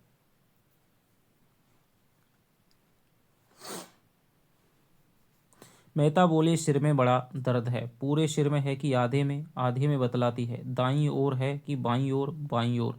मैं अभी दौड़कर एक दवा लाती हूँ, घिसकर लगाते ही अच्छा हो जाएगा। तुम इस धूप में कहाँ जाओगी। युवती ने सुना ही नहीं, बेग से एक ओर जाकर पहाड़ियों में छिप गई। कोई आधा घंटे के बाद मेहता ने उसे एक ऊंची पहाड़ी पर चढ़ते देखा। दूर से बिल्कुल गुड़िया सी लग रही थी। मन में सोचा, इस जंगली छोकरी में सेवा का कितना भाव और कितना व्यावहारिक ज्ञान है। लू और धूप में आसमान पर चढ़ी चली जा रही है। मालती ने आंखें खोलकर देखा, कहाँ गई वह कलूटी। गजब की काली है, जैसे आबनूस का कुंदा हो। इसे भेज दो, राय साहब से कहे आए कार यहाँ भेज दें, इस तपिश में मेरा दम निकल जाएगा। कोई दवा लेने गई है, कहती है उससे आधा सीसी का दर्द बिल्कुल जल्द आराम हो जाता है। इनकी दवाएं इन्हीं को फायदा करती हैं, मुझे ना करेंगी। तुम तो इस छोकरी पर लट्टू हो गए हो। कितने छिछोरे हो, जैसी रूह है वैसे फरिश्ते। मेहता को कटु सत्य कहने में संकोच न होता था। कुछ बातें तो उसमें ऐसी हैं, अगर तुम में होती तो तुम सचमुच देवी हो जाती। उसकी खूबियाँ उसे मुबारक, मुझे देवी बनने की इच्छा नहीं है। तुम्हारी इच्छा हो तो मैं जाकर कार लाऊं, यद्यपि कार यहाँ आ भी सकेगी मैं नहीं कह सकता। उस कलूटी को क्यों नहीं भेज देते, वह तो दवा लेने गई है, फिर भोजन पकाएगी। तो आज आप उसके मेहमान हैं, शायद रात को भी यहीं रहने का विचार होगा, रात को शिकार भी तो अच्छे मिलते हैं। मेहता ने इस आक्षेप से चिढ़कर कहा, इस युवती के प्रति मेहता ने इस आक्षेप से चिढ़कर कहा, इस युवती के प्रति मेरे मन में जो प्रेम और श्रद्धा है वह ऐसी है कि अगर मैं उसकी ओर वासना से देखूं तो आंखें फूट जाएं। मैं अपने किसी घनिष्ठ मित्र के लिए भी इस धूप और लू में ऊंची पहाड़ी पर ना जाता, और हम केवल घड़ी भर के मेहमान हैं, यह वह जानती है। वह किसी गरीब औरत के लिए भी इसी तत्परता से दौड़ जाएगी। मैं विश्व बंधुत्व और विश्व प्रेम पर केवल लेख लिख सकता हूँ, केवल भाषण दे सकता हूँ, वह उस प्रेम और त्याग का व्यवहार कर सकती है। सच कहने से करना कहीं कठिन है, इसे तुम भी जानती हो। मालती ने उपहास भाव से कहा, बस बस बस, वह देवी है, मैं मान गई। उसके बक्ष में उभार है, नितंबों में भारीपन है, देवी होने के लिए और क्या चाहिए। मेहता तिलमिला उठे, तुरंत उठे, कपड़े पहने जो सूख गए थे, बंदूक उठाई, चलने को तैयार हुए। मालती ने फुफकार मारी, तुम नहीं जा सकते मुझे अकेली छोड़कर। तब कौन जाएगा? वही तुम्हारी देवी। मेहता हतबुद्धि से खड़े थे। नारी पुरुष पर कितनी आसानी से विजय पा सकती है, इसका आज उन्हें जीवन में पहला अनुभव हुआ। वह दौड़ी हाँफती चली आ रही थी, वही कलूटी युवती हाथ में एक झाड़ लिए हुए समीप जाकर मेहता को कहीं जाने को तैयार देखकर बोली, मैं वह जड़ी खोज लाई, अभी घिसकर लगाती हूँ, लेकिन तुम कहाँ जा रहे हो? मांस तो पक गया होगा, मैं रोटियां सेक देती हूँ, एक दो खा लेना, बाई दूध पी लेगी, ठंडा हो जाए तो चले जाना। उसने निसंकोच भाव से मेहता के अचकन की बटनें खोल दी। मेहता अपने को बहुत रोके हुए थे, जी होता था इस गवारिन के चरणों को चूम ले। मालती ने कहा, अपनी दवाई रहने दो, नदी के किनारे बरगद के नीचे हमारी मोटर कार खड़ी है, वहाँ और लोग होंगे, उनसे कहना कार यहाँ लाएं, दौड़ी हुई जा। युवती ने दीन नेत्रों से मेहता को देखा, इतनी मेहनत से बूटी लाई, उसका यह अनादर, इस गंवारिन की दवा इन्हें नहीं जची तो ना सही उसका मन रखने के लिए जरा सी लगवा लेती तो क्या होता। उसने बूटी जमीन पर रखकर पूछा, तब तक तो चूल्हा ठंडा हो जाएगा बाई जी, कहो तो रोटियां सेक कर रख दूं, बाबूजी खाना खा लें, तुम दूध पी लो, दोनों जने आराम करो, तब तक मैं मोटर वाले को बुला लाऊंगी। वह झोंपड़ी में गई, बुझी हुई आग फिर जलाई, देखा तो मांस उबल गया था, कुछ जल भी गया था। जल्दी जल्दी रोटियां सेकीं, दूध गर्म था, उसे ठंडा किया और एक कटोरे में मालती के पास लाई। मालती ने कटोरे के भद्देपन पर मुंह बनाया, लेकिन दूध त्याग ना सकी। मेहता झोंपड़ी के द्वार पर बैठकर एक थाली में मांस और रोटियां खाने लगे। युवती खड़ी पंखा झल रही थी। मालती ने युवती से कहा, उन्हें खाने दो, कहीं भागे नहीं जाते, तू जाकर गाड़ी ला। युवती ने मालती की ओर एक बार सवाल की आंखों से देखा, यह क्या चाहती है, इसका आशय क्या है। उसे मालती के चेहरे पर रोगियों की सी नम्रता और कृतज्ञता और याचना ना दिखाई दी।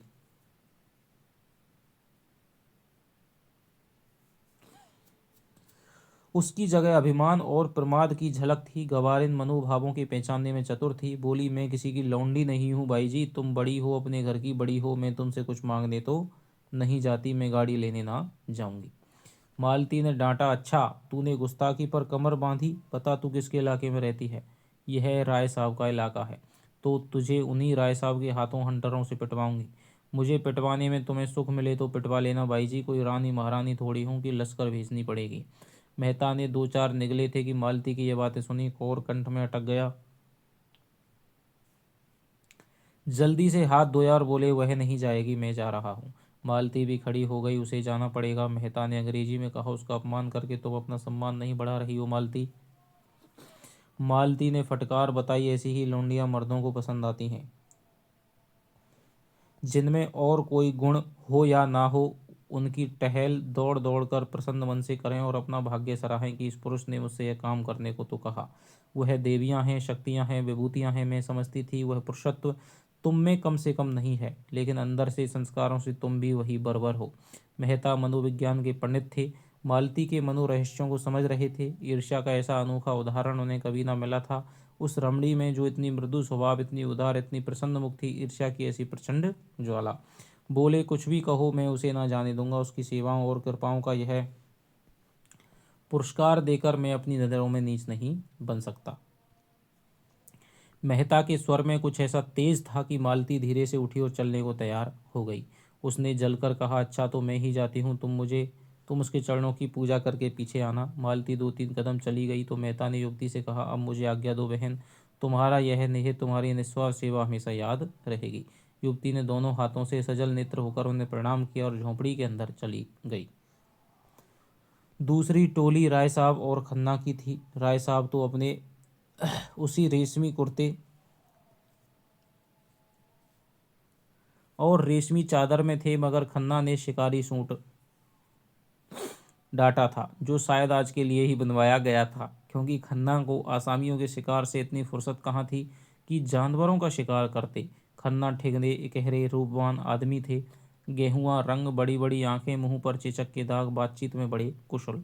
कुछ दूर चलने के बाद खन्ना ने मिस्टर मेहता का जिक्र छेड़ दिया, जो कल से ही उनके मस्तिष्क में राहु की भांति समाये हुए था। बोले, यह मेहता भी कुछ अजीब आदमी है, मुझे तो कुछ बना हुआ मालूम होता है। राय साहब मेहता की इज्जत करते थे और उन्हें सच्चा और निष्कपट आदमी समझते थे, पर खन्ना के लेन देन का व्यवहार था, कुछ स्वभाव से शांति प्रिय भी थे। पर खन्ना से लेन देन का व्यवहार था, कुछ स्वभाव से शांति प्रिय भी थे, विरोध न कर सके। बोले, मैं तो उन्हें केवल मनोरंजन की वस्तु समझता हूँ, कभी उनसे बहस नहीं करता, और करना भी चाहूँ तो उतनी विद्या कहाँ से लाऊं। तो देखिए ये किसका विचार है, राय साहब का बात है कि मैं उन्हें केवल मनोरंजन की वस्तु समझता हूँ। किसके बारे में कहा गया है, तो ये कहा गया है किसके बारे में, मेहता जी के बारे में। जिसने जीवन के क्षेत्र में कभी कदम ही नहीं रखा, वह अगर जीवन के विषय में कोई नया सिद्धांत अलापता है तो मुझे उस पर हंसी आती है। मजे से 1000 महावार फटकारते हैं, न जोरू जाता, ना कोई चिंता, न बाधा, वह दर्शन न बगारें तो कौन बगारे। आप निर्द्वंद रहकर जीवन को संपूर्ण बनाने का स्वप्न देखते हैं, ऐसे आदमी से क्या बहस की जाए। मैंने सुना है चरित्र का अच्छा नहीं है, बेफिक्री में चरित्र अच्छा रह ही कैसे सकता है। समाज में रहो और समाज के कर्तव्यों मर्यादाओं का पालन करो, तब पता चले। मालती ना जाने क्या देखकर उन पर लट्टू हुई जाती है। मैं समझता हूँ वह केवल तुम्हें जला रही है, मुझे वह क्या जलाएगी बेचारी, मैं उन्हें खिलौनों से ज़्यादा नहीं समझता। यह ना कहो मिस्टर खन्ना, मिस मालती पर जान तो देते हो तुम। यह तो मैं आपकी भी यही इल्ज़ाम यह या यूँ तो मैं आपको भी यही इल्ज़ाम दे सकता हूँ। मैं सचमुच खिलौना समझता हूँ, आप उन्हें प्रतिमा बनाए हुए हैं। खन्ना ने जोर से कह कहा मारा, हालांकि हंसी की कोई बात ना थी। अगर एक लोटा जल चढ़ा देने से वरदान मिल जाए तो क्या बुरा है। तो ये कौन कह रहा है, खन्ना कह रहा है। अब की बार राय साहब ने जोर से कह कहा मारा, जिसका कोई प्रयोजन ना था। तब आपने उस देवी को समझा ही नहीं। आप जितनी ही उसकी पूजा करेंगे उतनी ही वह आपसे दूर जाएगी,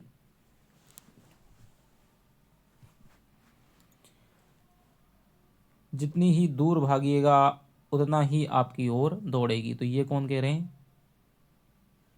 राय साहब कह रहे हैं कि तब आपने उस देवी को समझा नहीं। आप जितनी ही उसकी पूजा करेंगे उतनी ही वह आपसे दूर भागेगी, जितना ही दूर भागिएगा उतनी ही आपकी ओर दौड़ेगी। तब तो उन्हें आपकी ओर दौड़ना चाहिए था, मेरी ओर। मैं उस रसिक समाज से बिल्कुल बाहर हूँ मिस्टर खन्ना। सच कहता हूँ, मुझ में जितनी बुद्धि है, जितना बल है, वह इस इलाके के प्रबंध में ही खर्च हो जाता है। घर के जितने प्राणी हैं सभी अपनी अपनी धुन में मस्त, कोई उपासना में, कोई विषय वासना में, कोहू काहू में मगन, कोहू काहू में मगन। और इन सब अजगरों को भक्ष्य देना मेरा काम है, कर्तव्य है। मेरे बहुत से ताल्लुकेदार भाई भोग विलास करते हैं, यह सब मैं जानता हूँ, मगर वह लोग घर फूंक कर तमाशा देखते हैं। कर्ज का बोझ सिर पर लदा जा रहा है, रोज डिग्रियां हो रही हैं, जिससे लेते हैं उसे देना नहीं जानते, चारों तरफ बदनाम। मैं तो ऐसी जिंदगी से मर जाना अच्छा समझता हूँ। मालूम नहीं कि संस्कार से मेरी आत्मा में जरा सी जान बाकी रह गई, जो मुझे शराब कबाब में जो मुझे देश और समाज के बंधन में बांधे हुए है। सत्याग्रह आंदोलन छिड़ा, मेरे सारे भाई शबाब कबाब में मस्त थे, मैं अपने को ना रोक सका, जेल गया, लाखों रुपए की जेरबारी उठाई, अभी तक उसका तावान दे रहा हूँ। मुझे उसका पछतावा नहीं है, बिल्कुल नहीं। मुझे उनका उसका गर्व है। मैं उस आदमी को आदमी नहीं समझता जो देश और समाज की भलाई के लिए उद्योग ना करे। तो यहाँ पर देखिए ये कथन अच्छा बन रहा है कि मैं उस आदमी को आदमी नहीं समझता जो देश और समाज की भलाई के लिए उद्योग ना करे और बलिदान ना करे। मुझे क्या अच्छा लगता है कि निर्जीव किसानों का रक्त चूसूं और अपने परिवार वालों की वासनाओं की तृप्ति के साधन जुटाऊं, मगर करूं क्या। जिस व्यवस्था में पला और जिया, उससे गणना होने पर भी उसका मोह त्याग नहीं सकता। उसी चरखे में रात दिन पड़ा रहता हूँ कि किसी तरह इज्जत आबरू बची रहे और आत्मा की हत्या न होने पाए। ऐसा आदमी मिस मालती का किसी भी मिस के पीछे नहीं पड़ सकता, पड़े तो उसका सर्वनाश ही समझिए। हाँ, थोड़ा सा मनोरंजन कर लेना दूसरी बात है। मिस्टर खन्ना साहसी आदमी थे, संग्राम में आगे बढ़ने वाले, 2 बार जेल हो आए थे, किसी से दबना ना जानते थे, खद्दर ना पहनते थे और फ्रांस की शराब पीते थे। अवसर पड़ने पर बड़ी बड़ी तकलीफें झेल सकते थे, जेल में शराब छुई तक नहीं, और एक क्लास में रहकर भी सी क्लास की रोटियां खाते रहे। हालांकि उन्हें हर तरह का आराम मिल सकता था, मगर रण क्षेत्र में जाने वाला रथ भी तो बिना तेल के नहीं चल सकता। उनके जीवन में थोड़ी सी रसिकता लाजमी थी। बोले, आप सन्यासी बन सकते हैं, मैं तो नहीं बन सकता। मैं तो समझता हूँ जो भोगी नहीं है वह संग्राम में भी पूरे उत्साह से नहीं जा सकता। जो रमणी से प्रेम नहीं कर सकता उसके देश प्रेम में मुझे विश्वास नहीं। तो यहाँ पर देखिए ये किसका कथन है, खन्ना का कथन है कि मैं तो समझता हूँ जो भोगी नहीं है वह संग्राम में पूरे उत्साह से नहीं जा सकता, जो रमणी से प्रेम नहीं कर सकता उसके देश प्रेम में मुझे विश्वास नहीं। तो बहुत ही शानदार कथन है। राय साहब मुस्कुराए, आप मुझी पर आवाजें कसने लगे। आवाज नहीं तत्व की बात है, शायद हो, आप अपने दिल के अंदर बैठकर देखिए तो पता चले।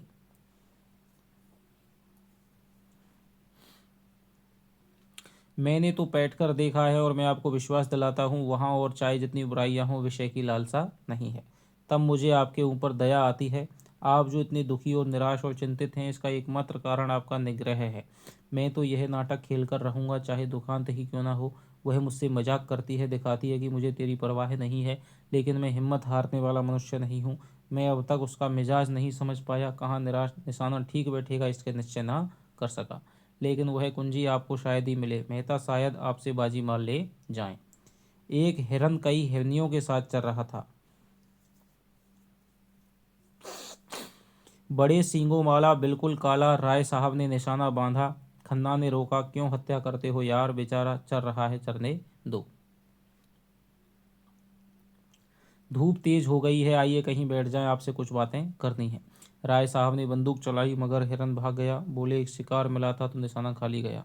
एक हत्या से बचे। आपके इलाके में ऊख होती है बड़ी कसरत से, तो फिर क्यों ना हमारे शुगर मिल में शामिल हो जाइए। हिस्से धड़ाधड़ बिक रहे हैं, आप ज़्यादा नहीं 1,000 हिस्से खरीद लें। गजब किया, मैं इतने रुपए कहाँ से लाऊंगा, इतने नामी इलाकेदार, आपको रुपयों की कमी। कुल 50,000 ही तो होते हैं, उसमें भी अभी 25 ही देना है। नहीं भाई, मेरे पास इस वक्त बिल्कुल रुपए नहीं हैं। रुपए चाहे जितने चाहे मुझसे लीजिए, बैंक आपका है। हाँ, अभी आपने अपनी ज़िंदगी इंश्योर्ड ना कराई होगी। तो देखिए किस ज़माने में किस तरह की बातें चल रही हैं बैंकों की, कि हाँ आपने अभी जीवन बीमा, आपने अभी ज़िंदगी इंश्योर्ड ना कराई होगी, मेरी कंपनी में एक अच्छी सी पॉलिसी लीजिए। 100-200 रुपये तो आप बड़ी आसानी से हर महीने दे सकते हैं और इकट्ठी रकम मिल जाएगी 40-50 हज़ार। लड़कों के लिए इससे अच्छा प्रबंध आप नहीं कर सकते। हमारी नियमावली देखिए, हम पूर्ण सहकारिता के सिद्धांत पर काम करते हैं। दफ्तर और कर्मचारियों के खर्च के सिवा नफ़े की एक पाई भी किसी की जेब में नहीं जाती। आपको आश्चर्य होगा कि इस नीति से कंपनी चल कैसी रही है। मेरी सलाह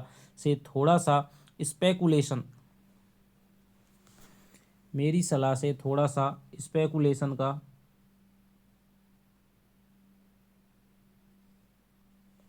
काम भी शुरू कर दीजिए। स्पेकुलेशन माने होता है दोस्तों आ, अटकलबाजी, सट्टेबाजी का काम भी शुरू कर दीजिए। यह जो आज सैकड़ों करोड़पति बने हुए हैं सब इसी स्पेकुलेशन से बने हैं। रुई, शक्कर, गेहूं, रबर, किसी जिन्स जिन्स का सट्टा कीजिए, मिनटों में लाखों का वारा न्यारा होता है। काम जरा अटपटा है, बहुत से लोग गच्चा खा जाते हैं, लेकिन वही जो अनाड़ी हैं, आप जैसे अनुभवी, सुशिक्षित और दूरंदेश लोगों के लिए इससे ज़्यादा नफ़े का काम ही नहीं। बाजार का उतार चढ़ाव कोई आकस्मिक घटना नहीं, इसका भी एक विज्ञान है। एक बार उसे गौर से देख लीजिए, फिर क्या मजाल की धोखा हो जाए। राय साहब कंपनियों पर अविश्वास करते थे, दो एक बार इसका उन्हें कड़वा अनुभव हो चुका था, लेकिन मिस्टर खन्ना को उन्होंने अपनी आंखों से बढ़ते देखा था और उनकी कार्य दक्षता के कायल हो गए थे। अभी 10 साल पहले जो व्यक्ति बैंक में क्लर्क था वह केवल अपने अध्यवसाय, पुरुषार्थ और प्रतिभा से शहर में पूजता है। उसकी सलाह की उपेक्षा ना की जा सकती थी। इस विषय में अगर खन्ना उनके पथ प्रदर्शक हो जाएं तो उन्हें बहुत कुछ कामयाबी हो सकती है। ऐसा अवसर क्यों छोड़ा जाए। तरह तरह के प्रश्न करते रहें। सहसा एक देहाती एक बड़ी सी टोकरी में कुछ जड़ें, कुछ पत्तियां, कुछ फल लिए जाता नजर आया। खन्ना ने पूछा, अरे क्या बेचता है।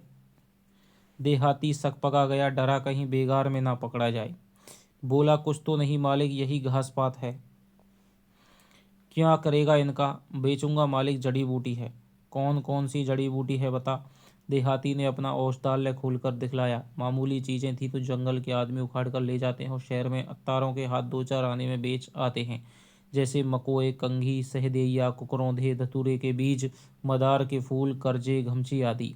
हर एक चीज़ दिखाता था और रटे हुए शब्दों में उसके गुण भी बखान करता जाता था। यह मकोए है सरकार, ताप हो, मंदाग्नि हो, तिल्ली हो, धड़कन हो, शूल हो, खांसी हो, एक खुराक में आराम हो जाता है। यह धतूरे के बीज हैं मालिक, गठिया हो, बाई हो।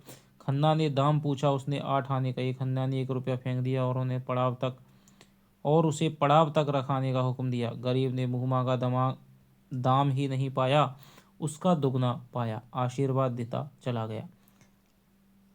राय साहब ने मुस्कुराकर कहा, इनकी असरफियाँ बनाऊंगा। खन्ना ने मुस्कुराकर कहा, इनकी असरफियाँ बनाऊंगा। मैं कीमियागर हूँ, यह आपको शायद नहीं मालूम। तो यार वह मंत्र हमें सिखा दो। हाँ हाँ, शौक से मेरी शागिर्दी कीजिए। पहले सवा से लड्डू लाकर चढ़ाइएगा, तब बताऊंगा। बात यह है कि मेरा तरह तरह के आदमियों से साबका पड़ता है। कुछ लोग ऐसे भी आते हैं जो जड़ी बूटियों पर जान देते हैं। उनको इतना मालूम हो जाए कि यह किसी फकीर की दी हुई जड़ी बूटी है, फिर आपकी खुशामद करेंगे, नाक रगड़ेंगे। आप यह चीज़ उन्हें दे दो तो हमेशा के लिए आपके ऋणी हो जाएंगे। 1 रुपये में अगर 10-20 बुद्धुओं का एहसान का नमदा कसा जा सके तो क्या बुरा है। जरा सा एहसान से बड़े बड़े काम निकल जाते हैं। राय साहब ने कुतूहल से पूछा, मगर इन बूटियों के गुण आपको याद कैसे रहेंगे। खन्ना ने कहा, हमारा आप भी राय साहब बड़े मज़े की बातें करते हैं। जिस बूटी में जो गुण चाहे बता दीजिए, वह आपकी लियाकत पर मुनहसर है।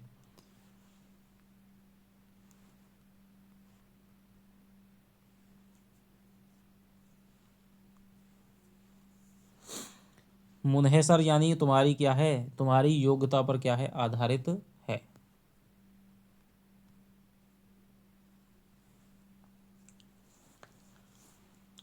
सेहत तो रुपए में 8 आने विश्वास से होती है। सेहत तो रुपए में 8 आने विश्वास से होती है। आप जो इन बड़े बड़े अफसरों को देखते हैं और इन लंबी पूंछ वाले विद्वानों को, इन रईसों को, ये सब अंधविश्वासी होते हैं। मैं तो वनस्पति शास्त्र के प्रोफेसर को जानता हूँ। तो देखिए कितनी बड़ी यहाँ पर प्रेमचंद जी कह रहे हैं कि आप इन रईसों को, ये सब अंधविश्वासी होते हैं। मैं तो वनस्पति शास्त्र के प्रोफेसर को जानता हूँ जो कुकरौंधे का नाम भी नहीं जानते। इन विद्वानों का मजाक तो हमारे स्वामी जी खूब उड़ाते हैं। आपको तो कभी उनके दर्शन ना हुए होंगे। अब कि आप आएंगे तो उनसे मिलवाऊंगा। जब वे मेरे बगीचे में ठहरते हैं, रात दिन लोगों का तांता लगा रहता है। माया तो उन्हें छू भी नहीं गई, केवल एक बार दूध पीते हैं। ऐसा विद्वान महात्मा मैंने आज तक नहीं देखा। ना जाने कितने वर्ष हिमालय पर तप करते रहे, पूरे सिद्ध पुरुष हैं। आप उनसे अवश्य दीक्षा लीजिए। मुझे विश्वास है आपकी यह सारी कठिनाइयाँ छूमंतर हो जाएंगी। आपको देखते ही आपका भूत भविष्य सब कुछ कह सुनाएंगे। ऐसे प्रसन्न मुख हैं, देखते ही मन खिल उठता है। ताज्जुब तो यह है कि खुद इतने बड़े महात्मा हैं, मगर संन्यास और त्याग, मंदिर और मठ, संप्रदाय, पंथ, इन सबको ढोंग कहते हैं, पाखंड कहते हैं। रूढ़ियों के बंधन को तोड़ो, मनुष्य बनो, देवता बनने का ख्याल छोड़ो। देवता बनकर तुम मनुष्य ना रहोगे। राय साहब के मन में शंका हुई। महात्माओं से उन्हें भी वह विश्वास था जो प्रभुता वालों में आमतौर पर होता है। दुखी प्राण को आत्मचिंतन में जो शांति मिलती है, उसके लिए वह भी लालायित रहते थे। जब आर्थिक कठिनाइयों से निराश हो जाते, मन में आता संसार से मुंह मोड़कर एकांत में जा बैठें, मोक्ष की चिंता करें। संसार के बंधनों को वह भी साधारण मनुष्यों की भांति आत्मोन्नति के मार्ग की बाधाएं समझते थे और इनसे दूर हो जाना ही उनके जीवन का भी आदर्श था। लेकिन संन्यास और त्याग के बिना बंधनों को तोड़ने का और क्या उपाय है। लेकिन जब वह संन्यास को ढोंग कहते हैं तो खुद क्यों संन्यास लिया है। उन्होंने संन्यास कब लिया है साहब। वह तो कहते हैं आदमी को अंत तक काम करते रहना चाहिए, विचार स्वातंत्र्य उनके उपदेशों का तत्व है। मेरी समझ में कुछ नहीं आ रहा, विचार स्वातंत्र्य का आशय क्या है। समझ में तो मेरे भी कुछ नहीं आता। अब की आइए तो उनसे बातें हो। वह प्रेम को जीवन का सत्य कहते हैं और ऐसी सुंदर व्याख्या करते हैं कि मन मुग्ध हो जाता है। मिस मालती को उनसे मिलाया नहीं। आप भी दिल्लगी करते हैं, मालती को भला इनसे क्या मिला था। वाक्य पूरा ना हुआ कि सामने झाड़ी में सरसराहट की आवाज़ सुनकर चौंक पड़े। प्राण रक्षा की प्रेरणा से राय साहब के पीछे आ गए। झाड़ी में से एक तेंदुआ निकला और मंद गति से सामने की ओर चला। राय साहब ने बंदूक उठाई, निशाना बांधना चाहते थे कि खन्ना ने कहा, यह क्या करते हो आप, खामख्वाह उसे छेड़ रहे हो, कहीं लौट पड़े तो। लौट क्या पड़ेगा, वहीं ढेर हो जाएगा। तो मुझे उस टीले पर चढ़ जाने दीजिए, मैं शिकार का ऐसा शौकीन नहीं हूँ। तब क्या शिकार खेलने चले थे, शामत और क्या।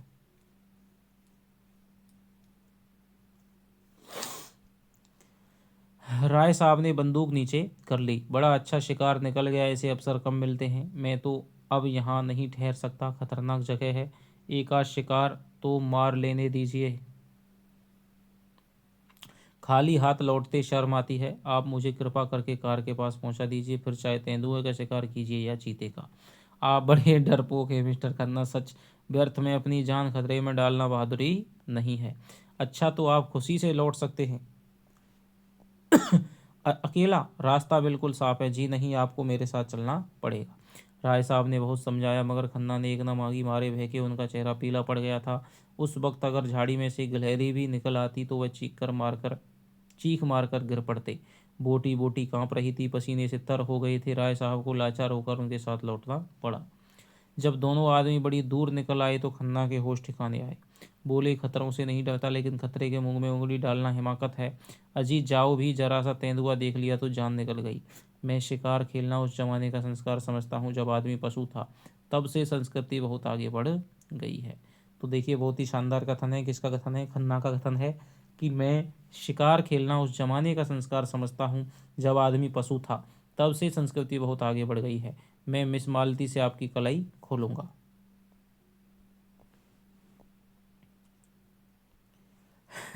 अब यहाँ पर क्या है, अपना पक्ष समर्थन कर रहे हैं ये खन्ना जी।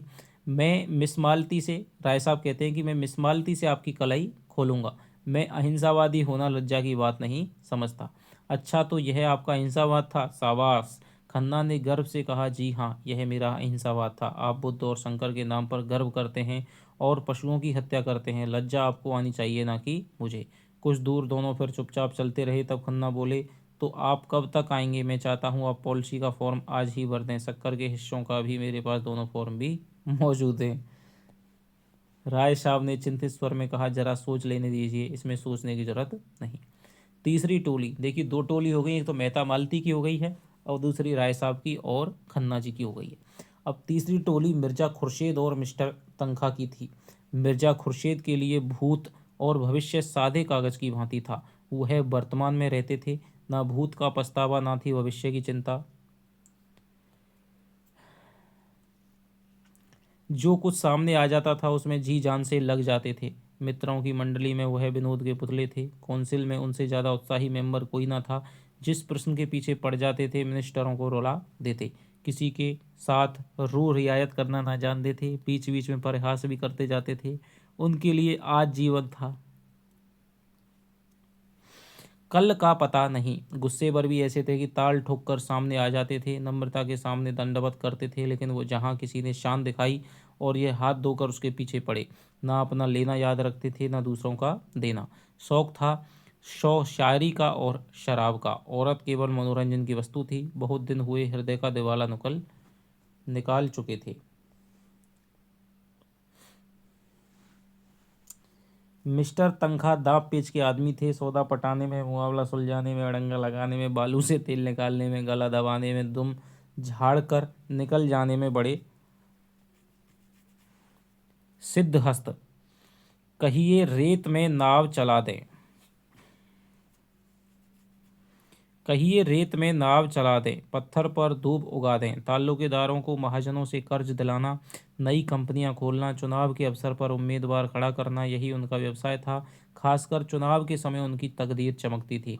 किसी पोढ़े उम्मीदवार को खड़ा करते, दिलो जान से उसका काम करते और 10-20 हज़ार बना लेते।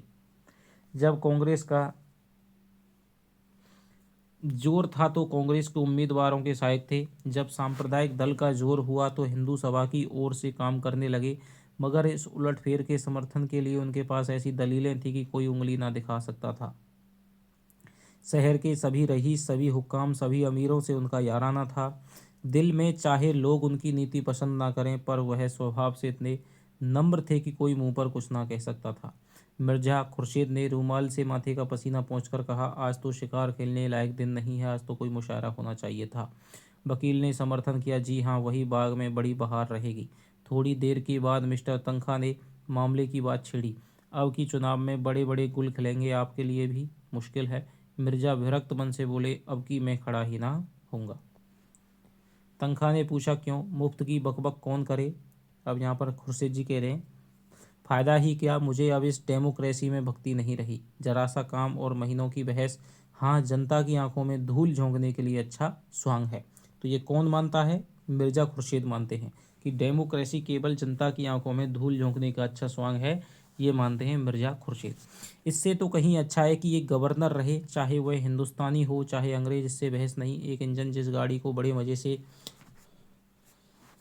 हजारों मील खींच ले जा सकता है, उसे 10,000 आदमी मिलकर भी उतनी तेजी से नहीं खींच सकते। मैं तो यह सारा तमाशा देखकर कौंसिल से बेजार हो गया हूँ। मेरा बस चले तो कौंसिल में आग लगा दूँ। जिसे हम डेमोक्रेसी कहते हैं वो व्यवहार में बड़े बड़े व्यापारियों और जमींदारों का राज्य है और कुछ नहीं। चुनाव में वही बाजी ले जाता है जिसके पास रुपए हैं। रुपए के जोर से उसके लिए सभी सुविधाएं तैयार हो जाती हैं। बड़े बड़े पंडित, बड़े बड़े मौलवी, बड़े बड़े लिखने और बोलने वाले, जो अपनी जवाब और कलम से पब्लिक को जिस तरफ चाहें फेर दें, सभी सोने के देवता के पैरों पर माथा रगड़ते हैं। मैंने तो इरादा कर लिया है, अब इलेक्शन के पास ना जाऊंगा। मेरा प्रोपेगेंडा अब डेमोक्रेसी के खिलाफ होगा। मिर्जा साहब ने कुरान की आयतों से सिद्ध किया कि पुराने ज़माने के बादशाहों के आदर्श कितने ऊंचे थे। आज तो हम उसकी तरफ ताक भी नहीं सकते। हमारी आंखों में चकाचौंध आ जाएगी। बादशाह को खजाने की एक कौड़ी भी निजी खर्च में लाने का अधिकार ना था। वह किताबें नकल करके, कपड़े सीकर, लड़कों को पढ़ाकर अपना गुजर करता था। मिर्जा ने आदर्श महीपों की एक लंबी सूची गिना दी। कहाँ तो वह प्रजा को पालने वाला बादशाह है और कहाँ आजकल के मंत्री और मिनिस्टर। 5, 6, 7, 8 हजार माहवार मिलना चाहिए। यह लूट है या डेमोक्रेसी? हिरनों का एक झुंड चरता हुआ नजर आया। मिर्जा के मुख पर शिकार का जोश चमक उठा। बंदूक संभाली और निशाना मारा। एक काला हिरन गिर पड़ा, वह मरा। इस उन्मत्त ध्वनि के साथ मिर्जा भी बेतहाशा दौड़े, बिल्कुल बच्चों की तरह उछलते कूदते, तालियां बजाते। समीप ही एक वृक्ष पर एक आदमी लकड़ियां काट रहा था। वह भी चटपट वृक्ष से उतरकर मिर्जा जी के साथ दौड़ा। हिरन की गर्दन में गोली लगी थी, उसके पैरों में कंपन हो रहा था और आंखें पथरा गई थीं।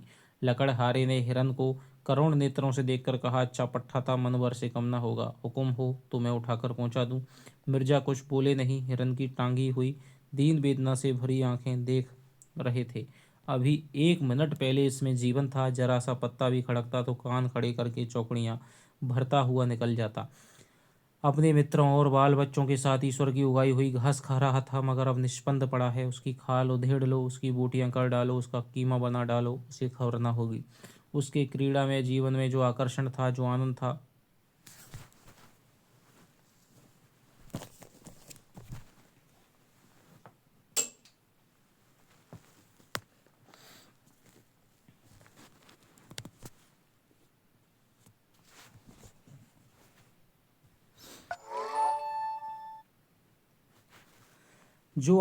वह क्या इस निर्जीव शव में है?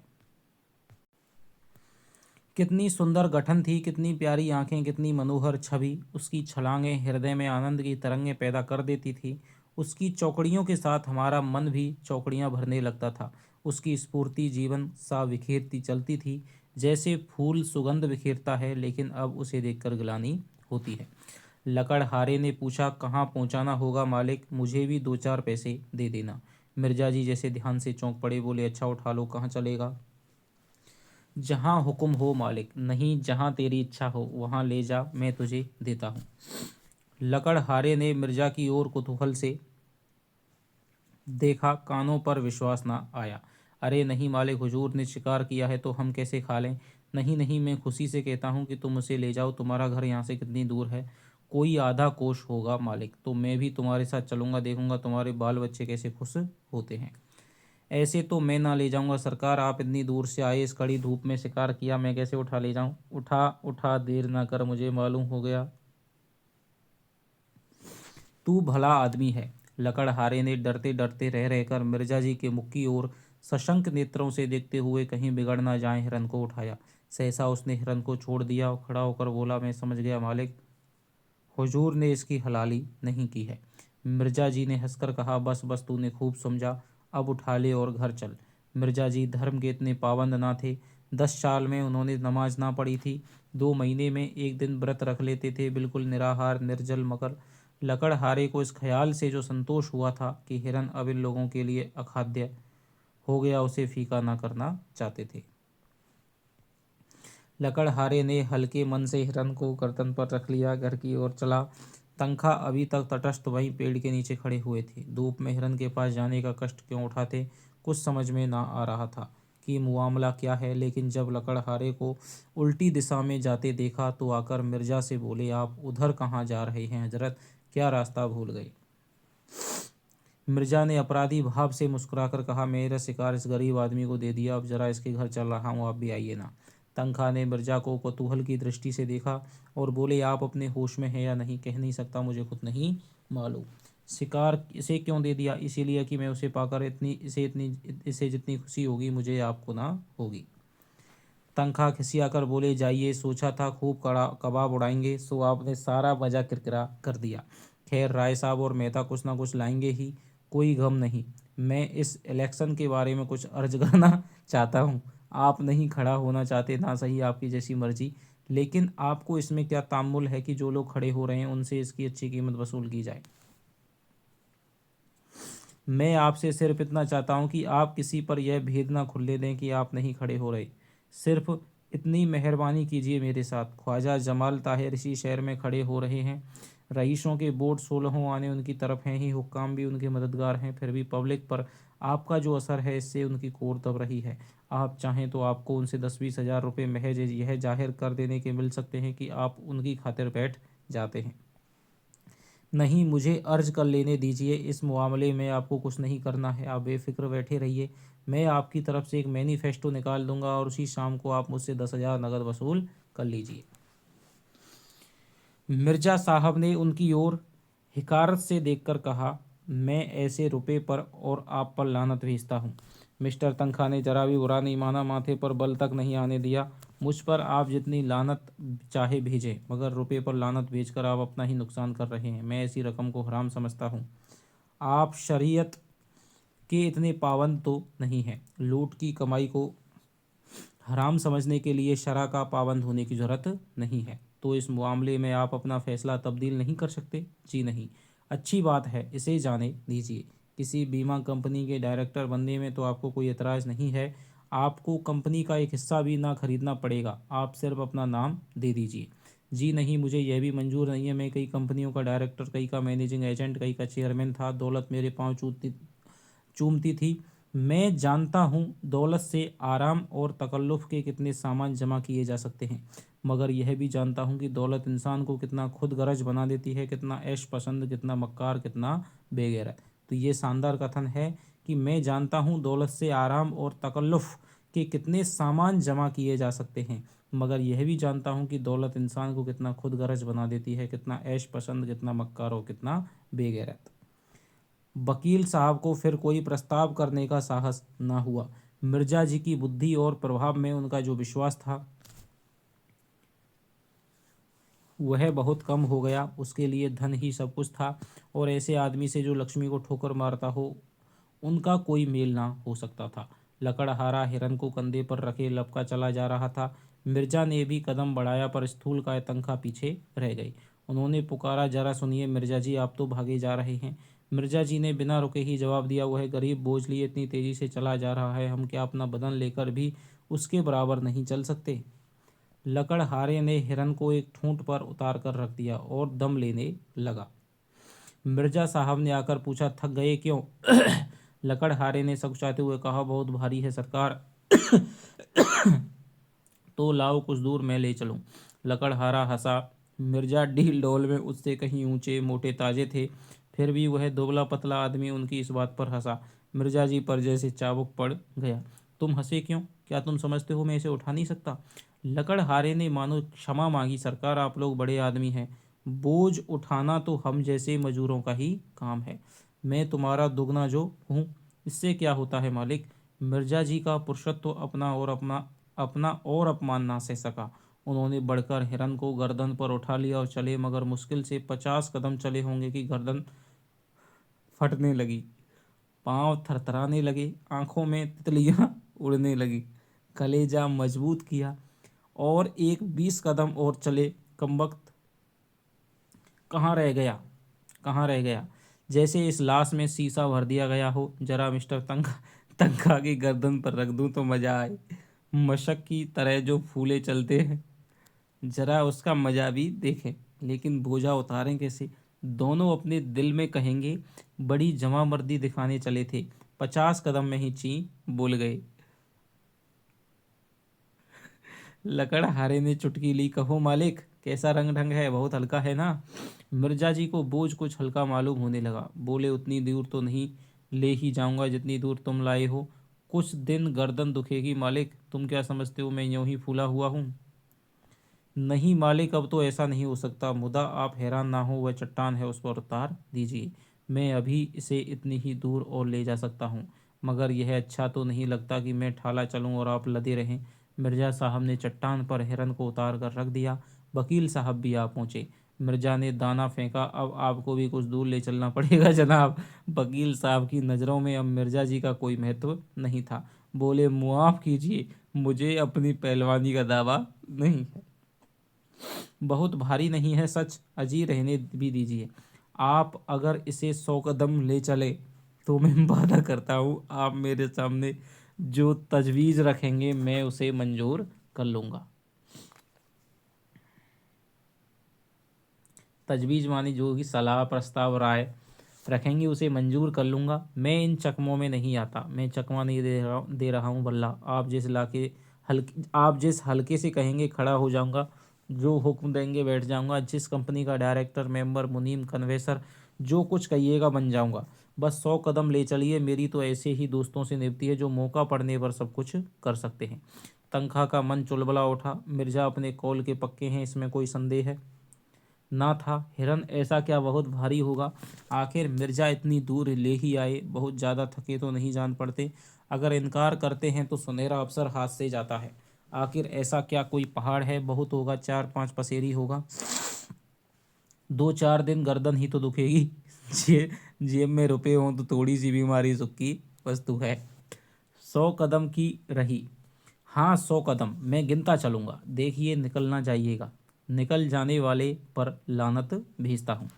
तनख्वाह ने जूते का फीता फिर से बांधा, कोट उतार कर लकड़हारे को दिया, पतलून ऊपर चढ़ाया, रूमाल से मुंह पोंछा और इस तरह हिरन को देखा मानो उखली में सिर देने जा रहे हों। फिर हिरन को उठाकर गर्दन पर रखने की चेष्टा की। 2-3 बार जोर लगाने पर लाश गर्दन पर तो आ गई, पर गर्दन ना उठ सकी।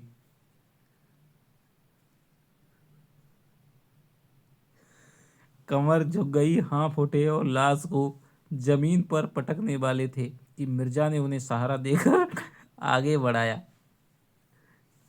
पंखा ने एक डग इस तरह उठाया जैसे दलदल में पांव रख रहे हों। मिर्जा ने बढ़ावा दिया, शाबाश मेरे शेर, वाह वाह। तनख्वाह ने एक डग और रखा, मालूम हुआ गर्दन टूटी जाती है। मान लिया मैदान, जीते रहो पट्टे। तनख्वाह 2 डग और बढ़े, आंखें निकल पड़ती थी।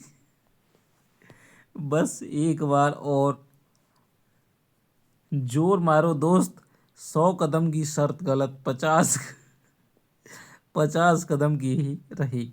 वकील साहब का बुरा हाल था। वह बेजान हिरन शेर की तरह उनको दबोचे हुए उनका हृदय रक्त चूस रहा था। सारी शक्तियां जवाब दे चुकी थीं, केवल लोभ किसी लोहो की धरन की तरह छत्त को संभाले हुए था। 1 से 25 हजार तक की गोटी थी, मगर अंत में वह शैतीर भी जवाब दे गई। लोभी लोभी की कमर भी टूट गई। आंखों के सामने अंधेरा छा गया, सिर में चक्कर आ गया और वह शिकार गर्दन पर लिए पथरीली जमीन पर गिर पड़े। मिर्जा ने तुरंत उन्हें उठाया, अपने रूमाल से हवा करते हुए उनकी पीठ ठोकी। जोर तो यार तुमने खूब मारा, लेकिन तकदीर के खोटे हो।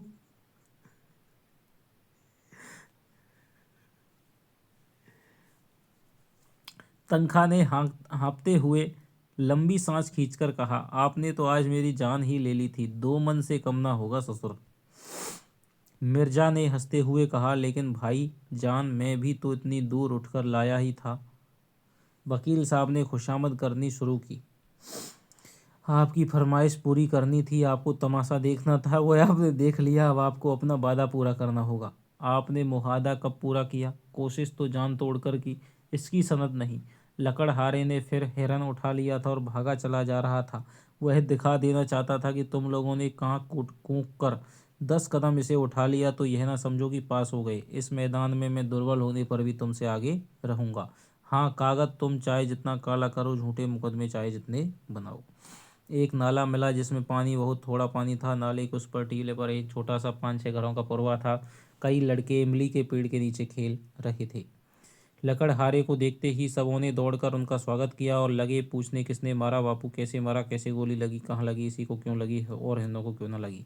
लकड़हारा हूँ हूँ करता इमली के नीचे पहुंचा और हिरण को उतारकर पास की झोंपड़ी से दोनों महानुभावों के लिए खाट लेने दौड़ा। उसके चारों लड़कों और लड़कियों ने शिकार को अपनी चार्ज में ले लिया। अन्य लड़कों को भगाने की चेष्टा करने लगे। सबसे छोटे बालक ने कहा, यह हमारा है। उसकी बड़ी बहन ने, जो 14-15 साल की थी, मेहमानों की ओर देखकर छोटे भाई को डांटा, चुप, नहीं सिपाही पकड़ ले जाएगा। मिर्जा ने लड़के को छोड़ा, तुम्हारा नहीं हमारा है। बालक ने हिरन पर बैठकर अपना कब्जा सिद्ध कर दिया। बोला, बापू तो लाए हैं। बहन ने कह दे भैया तुम्हारा है। इन बच्चों की माँ बकरी के लिए पत्तियां तोड़ रही थी। दो नए भले आदमियों को देखकर उसने जरा सा घूंघट निकाल लिया और शर्माई कि उसकी साड़ी कितनी मैली, कितनी फटी, कितनी उटंगी है। वह इस वेश में मेहमानों के सामने कैसे जाए। और गए बिना काम नहीं चलता, पानी वानी देना है। अभी दोपहर होने में कुछ कसर थी, लेकिन मिर्जा साहब ने दोपहरी इसी गांव में काटने का निश्चय किया।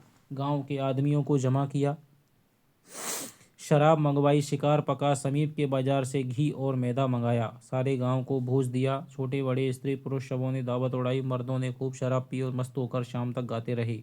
और मिर्जा जी बालकों के साथ बालक, शराबियों के साथ शराबी, बूढ़ों के साथ बूढ़े, जवानों के साथ जवान बने हुए थे। इतनी देर में सारे गांव से उनका घनिष्ठ परिचय हो गया था, मानो यहीं के निवासी हों। लड़के तो उन पर लदे पड़ते थे। कोई उनकी फुनदेदार टोपी सिर पर रख लेता था, कोई उनकी राइफल्स कंधे पर रखकर अकड़ता हुआ चलता था, कोई उनकी कलाई की घड़ी खोलकर अपनी कलाई पर बांध लेता था। मिर्जा जी ने खुद खूब देशी शराब पी और झूम झूम कर जंगली आदमियों के साथ गाते रहे। जब ये लोग सूर्यास्त के समय यहाँ से विदा हुए तो गांव भर के नर नारी इन्हें बड़ी दूर तक पहुंचाने आए। कई तो रोते थे, ऐसा सौभाग्य उन गरीबों के जीवन में शायद पहली ही बार आया हो कि किसी शिकारी ने उनकी दावत की हो। जरूर यह कोई राजा है, नहीं तो इतनी दरियाव दिल किसका होता है। इनके दर्शन फिर काहे को होंगे। कुछ दूर चलने के बाद मिर्जा जी ने पीछे फिरकर देखा और बोले, बेचारे कितने खुश थे। काश मेरी जिंदगी में ऐसे मौके रोज आते। आज का दिन बड़ा मुबारक था। तंखा ने बेरुखी से कहा कि आपके लिए मुबारक होगा, मेरे लिए तो मनहूस ही था। मतलब ही कोई बात ना हुई। दिन भर जंगलों और पहाड़ों की खाक छानने के बाद अपना सा मुंह लिए लौट जाते हैं। मिर्जा ने निर्दयता से कहा, मुझे आपके साथ हमदर्दी नहीं है। दोनों आदमी जब बरगद के नीचे पहुंचे तो दोनों टोलियां लौट चुकी थीं। मेहता मुंह लटकाए हुए थे। मालती बिमन सी अलग खड़ी बैठी थी, जो नई बात थी। राय साहब और खन्ना दोनों भूखे रह गए थे और किसी के मुंह से बात ना निकलती थी। वकील साहब इसलिए दुखी थे कि मिर्जा ने उनके साथ बेवफाई की। अकेले मिर्जा साहब प्रसन्न थे और वो प्रसन्नता अलौकिक थी। और वो प्रसन्नता इसलिए थी क्योंकि प्रेमचंद जी ने ऊपर कहा है कि मिर्जा साहब भूत और भविष्य में नहीं जानते थे, उनके लिए वर्तमान ही सब कुछ था। तो इसलिए दोस्तों, जो वर्तमान में रहता हो वो खुश रहता है। भूत और भविष्य वाला थोड़ा बहुत खुश हो सकता है, लेकिन अंततः यथार्थ ज्ञान उसे होता ही है। तो ये रहा दोस्तों, काफ़ी टाइम लग गया। 7वां पार्ट हमारा, और 7 पार्ट हो गए हैं। आशा करता हूँ कि आपको पसंद आ रहा होगा। कोई भी यदि सलाह मशवरा हो आपका, कोई भी यदि दिक्कत हो, आप कमेंट करके बता सकते हैं। अगली क्लास में सुधार करने की कोशिश की जाएगी। तो चलिएगा, पढ़ते रहिएगा दोस्तों। आपसे मिलता हूँ अगली क्लास में। तब तक के लिए दोस्तों, बाय बाय। जय हिंद, जय भारत।